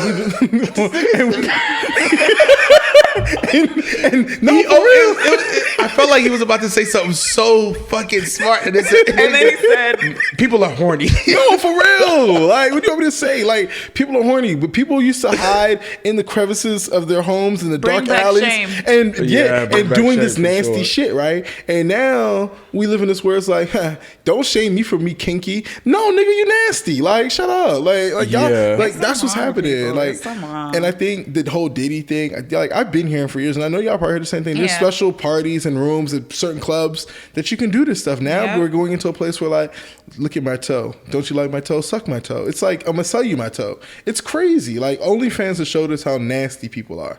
I mean, shout out to them for being whatever they're doing. The fact that Amber Rose did not get shamed or canceled for the slut walk lets you know. It's like, that's a perfect example in time where people were like, people trying to they said something, but they ain't say nothing. But she didn't. People said something about her, but she was able to, like, continue on. Like, with no ramifications. Like, because what happens is there's always a martyr. There's a person that comes out there, they get slapped. But there's a few people that liked it, right? So the next person comes in, they take a few more inches. It just continuously happens. It kept getting worse. Yeah. But Anyway. yeah. Other than that, speaking of Marvel, Robert Downey Jr. is also now replaced our only black person left in Marvel, Jonathan Majors, and he's now Doctor Doom. So he's back to save them again. Back to what you were saying earlier about like, do you think the industry changed them when they already like that? There's something, and maybe it's just me and my conspiracy theory head. I think there's something about Jonathan Majors that the industry doesn't like, because this is like the second or third time this man has been canceled, and he's done good work. Yeah, like he's a great actor. Yeah, you know what I mean? Like, what's that show we used to like on HBO? Star something. Shit. With the futuristic shit, and that was a black show. That was futuristic. It was about the Tucson massacre and everything. Oh my God. Oklahoma jump. Shit, I know. You know what I'm talking about? That joint was good. I think he did a really good job in that. Lovecraft Country. Lovecraft Country. That was it. Yes, that was did a great really job. good. And I was like, wow. Like I don't know. Last time I loved the show so much, and I kept watching it like that. I wanted and them it was to make our a season people, 2, and they canceled it. And they never give us sci-fi movies or shows with black people. And he did good in Creed. He did a really good job. He did good in Creed. And honestly, he did the best he could do with Kang. Let's just be honest. Marvel was already fucking up that whole multiverse shit, and they're trying to blame it on him, but it's really Marvel. Marvel was doing and let's keep it too much with all that. Ant-Man has always been a filler movie to lead you to the next thing. Yes. And you decide to use such a large character in that? Yes. It's Marvel just did a bunch of missteps, and they're trying to find a way to walk away from the whole multiverse shit, and they making a black man take the heat for it. Other than that, there's a bunch of other black shows they've quietly canceled. So it just... You saw that list? You have the list? I deleted it somewhere. But Armor Wars, which is supposed to be Don Cheadle. Then they had other joints. The Black Panther storyline. They just gave up on Black Panther at this point. And let's give it a buck. Black Panther 2 was good, but it wasn't that good. It wasn't that good. And they honestly can redo it. They can recast T'Challa. Like, we love Chad Bosewick, but we can always recast him. Yeah. Black Panther doesn't have to disappear. People understand. They're really making it seem like, because he's gone, the character is gone. Like, what are we talking about? The fuck out of here, nigga. Recast that motherfucker. Yeah, like, y'all did that for Superman. 50. How many Batmans do we have? Yeah. We got a bunch of white rich men as Batman. How many Spider-Mans do we have? I think it was, we had enough of the black superheroes. Next. Yeah, it was like, we saw that revolution. They was like, ooh, that was close. Them niggas was empowered. Yeah, I don't get it. Like, anyway. Yeah, Marvel, to me, they drop the ball on a lot of their shit. They have a bunch of shows nobody's watching. They say, hey, you don't have to watch the show to understand the movie. Goes to movie. On the show, this happened. Right. We're not, what the fuck? Ridiculous.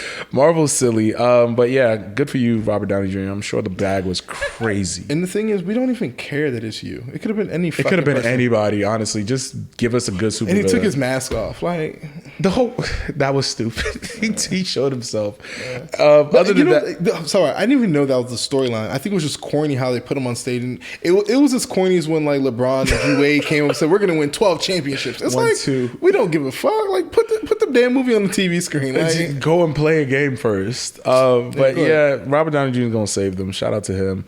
The Boys season finale, super fire, bloody as fuck. You said that you might go back and watch it. I think you should. I really think you should give it another try. The gore and stuff, I think that it's a way to just sort of like be honestly real with us, because if you think about us as regular people, this is us with no superpowers, how fucked up we are. So imagine what the world would be like with people who actually have that kind of power. Explicit. It is, but there is a deeper story about corruption, greed. It's so many different underlayers to it. It's really, really I agree with that, but you know what the underlayers I think they did? I think they also, when they do that, they test to see what our tolerance is for gore. I do too. I think that they're testing you to see what you can endure when you watch these things. It's not always. It might not be for everyone. You're right too. Yeah, but I get it. Yeah, but they're also. It's like when I said about the slut walk thing, right? They put it out there. Let's see how they take that. I think, and it gets worse. I think the episode that kind of threw me off was, I think it was the first season where what's his name, the speed guy. Oh my god, when he ran into the girlfriend. He ran through her. Yeah. All you saw was blood. That was the first episode. So that was the first episode. I was like, what did I just? And then like squishing head. I was just like, what is happening? The show's fire. I think I can tolerate like Invincible's like that, right? Invincible. I can watch it because it's a cartoon. That is different. Yeah. But like the live action, I stopped watching The Boys too. I was just like, this is too much. Nah, The Boys is fire. Like, I didn't even watch the spin-off joint. Gen Z? Gen V? It was good. Gen V. I didn't watch that. Unfortunately, it's so dark. It's such a dark spin on superheroes. Yeah. But it's the truth. Who the hell wrote this? Like, what? It's the truth, because everyone knows superheroes ain't gonna be good. I know, but it was just interesting. Nigga, who would you save? You be saving yourself and robbing banks. I feel like you'd be corrupted. You'd be a corrupt superhero. I know I wouldn't. You'd be getting paid under the table. I'd be Robin Hood. Stealing from the rich and giving to the poor. Nigga, I'll fuck you up. If you come to my house, nigga. You'd be the poor I'd be giving to. All right. Yeah, y'all. You're an idiot. I laser beam the fuck out of you, nigga. If you ever be like, look at this fat ass nigga. Nigga trying to steal some shit. Wow. Oh shit. Oh, but nah. Go watch The Boys. You know what's funny about our podcast? We're different than all these other niggas in their podcast. Because you know what they do? They be over here selling each other's laps, hugging and kissing and shit. I'm like, we get it, y'all boys. Like, if y'all, and that's how I know y'all fake. Because y'all ain't talking shit about each other. Y'all, that's how I know y'all niggas fake. Oh Lord. Presume Innocent. I think you would love that show. I need to watch that. With Jake Gyllenhaal. Yeah. I love Jake. It was really good. Yeah. Jake Gyllenhaal, the way he acts, he becomes that person. He's method acting. He's crazy. Yeah. He's really crazy. I saw Is him. he single? No, Is he? He's married. Oh, really? I think Oh, so. he's married to is he the one? No, that's the other one that's married to the Who? to the Latin girl, Eva. Oh, I know you're talking about. That's Ryan Reynolds. That's Ryan Reynolds. They are quietly married too. Yeah. Good for them. He took They got her out babies the and everything. game. Yeah, he took her out the fucking I didn't game. know that Ryan Reynolds had what's it called? Filmography? What's it called when you got all the movies? He has a great His catalog is deep. Yeah, his shit is crazy. And he's not even old. I didn't realize how Yeah. deep his shit No, was. Ryan is He's like 45. Like that's not old. he's not in 50s. I don't think he's in his 50s. No, he's in his 40s. Yeah, Ryan Gosling definitely got some. Was it Ryan friends. Gosling or Ryan Reynolds? Ryan Gosling. Fuck these white people. I don't know. Ryan Reynolds is Let me stop saying Deadpool. stuff like that. Which Ryan? Ryan is it? Reynolds Correct is us. Deadpool. She don't know. Ryan, I don't know. Ryan. That's not Ryan. I forget what white boy did you say looked good the other? We were talking. It's Reynolds, right? She said some white boy. White boy did I say? Who plays Ant-Man?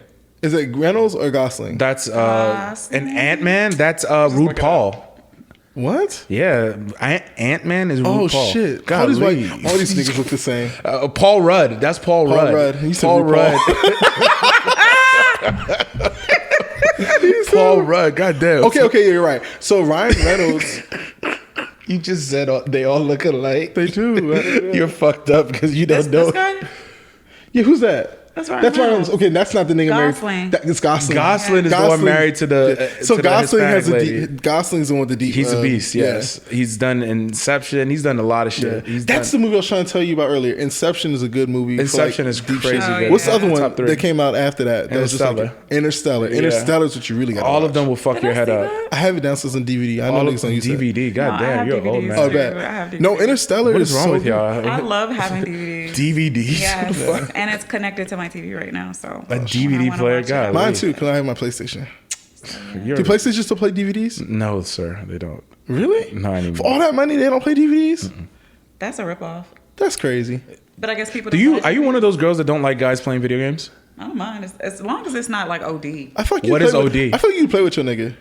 I mean, if I felt the game was interesting enough, I That was might. wild. What did I say wrong? Nothing. I mean, if it was interesting enough, I might. Oh. But so, for instance, like I had a guy that I dated. A a while Nintendo Switch ago, would be fun. and he would play his video game through things. So like we made plans. He would get on the video game, and I'd be like, "Yo, we gotta go," and like I would get dressed, come up, and he'd still be on the video. That's OD to me. Oh, that's ridiculous.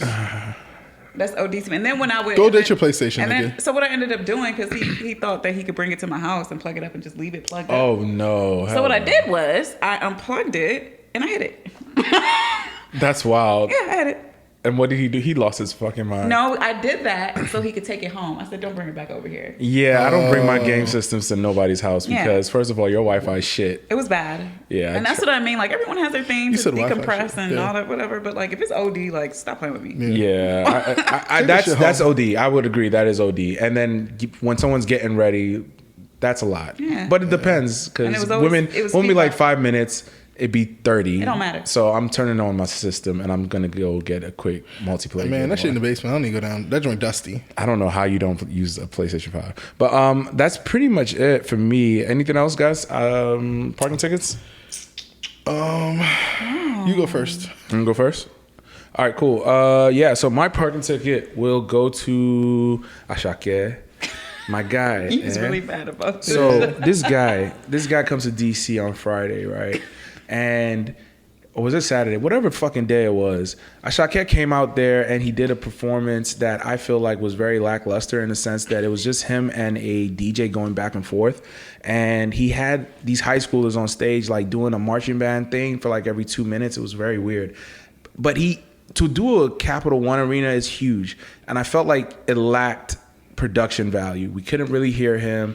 Then not only that, the crowd was just standing still, so I feel like he would catch himself and he would do a whole lap. Like this nigga literally will jump off the stage and run, like literally run around the arena.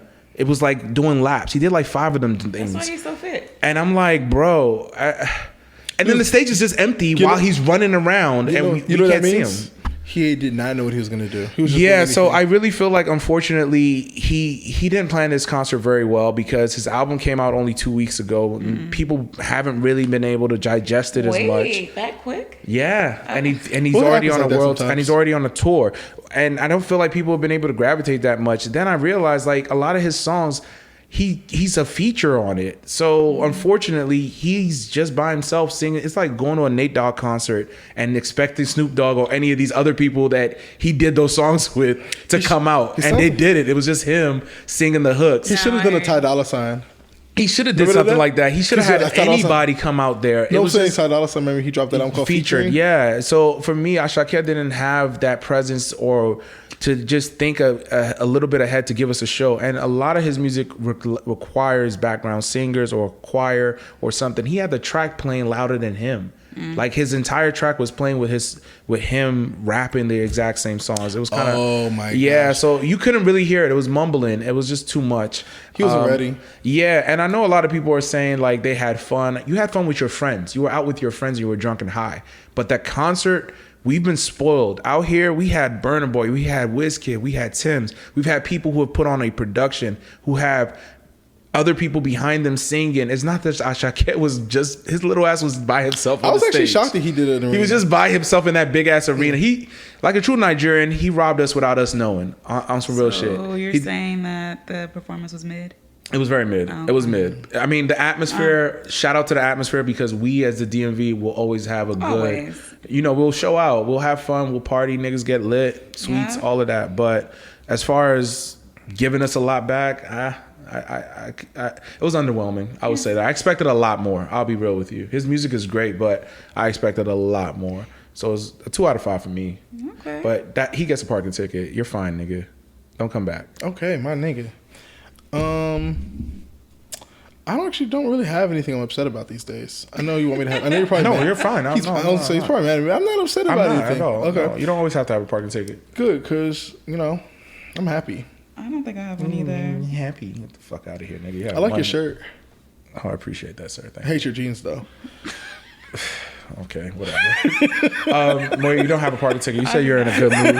I'm in a good mood and I'm tired, so I'm chilling. I appreciate you. Well, thank you so much for coming. No, honestly, thank you so much for coming, being our first woman guest to bless us. Thank you. We appreciate you. Yeah. Holding it down. No Parking on Sundays, episode 30. I thought you said 33. 32. 31. 32. Peace. No parking on Sunday.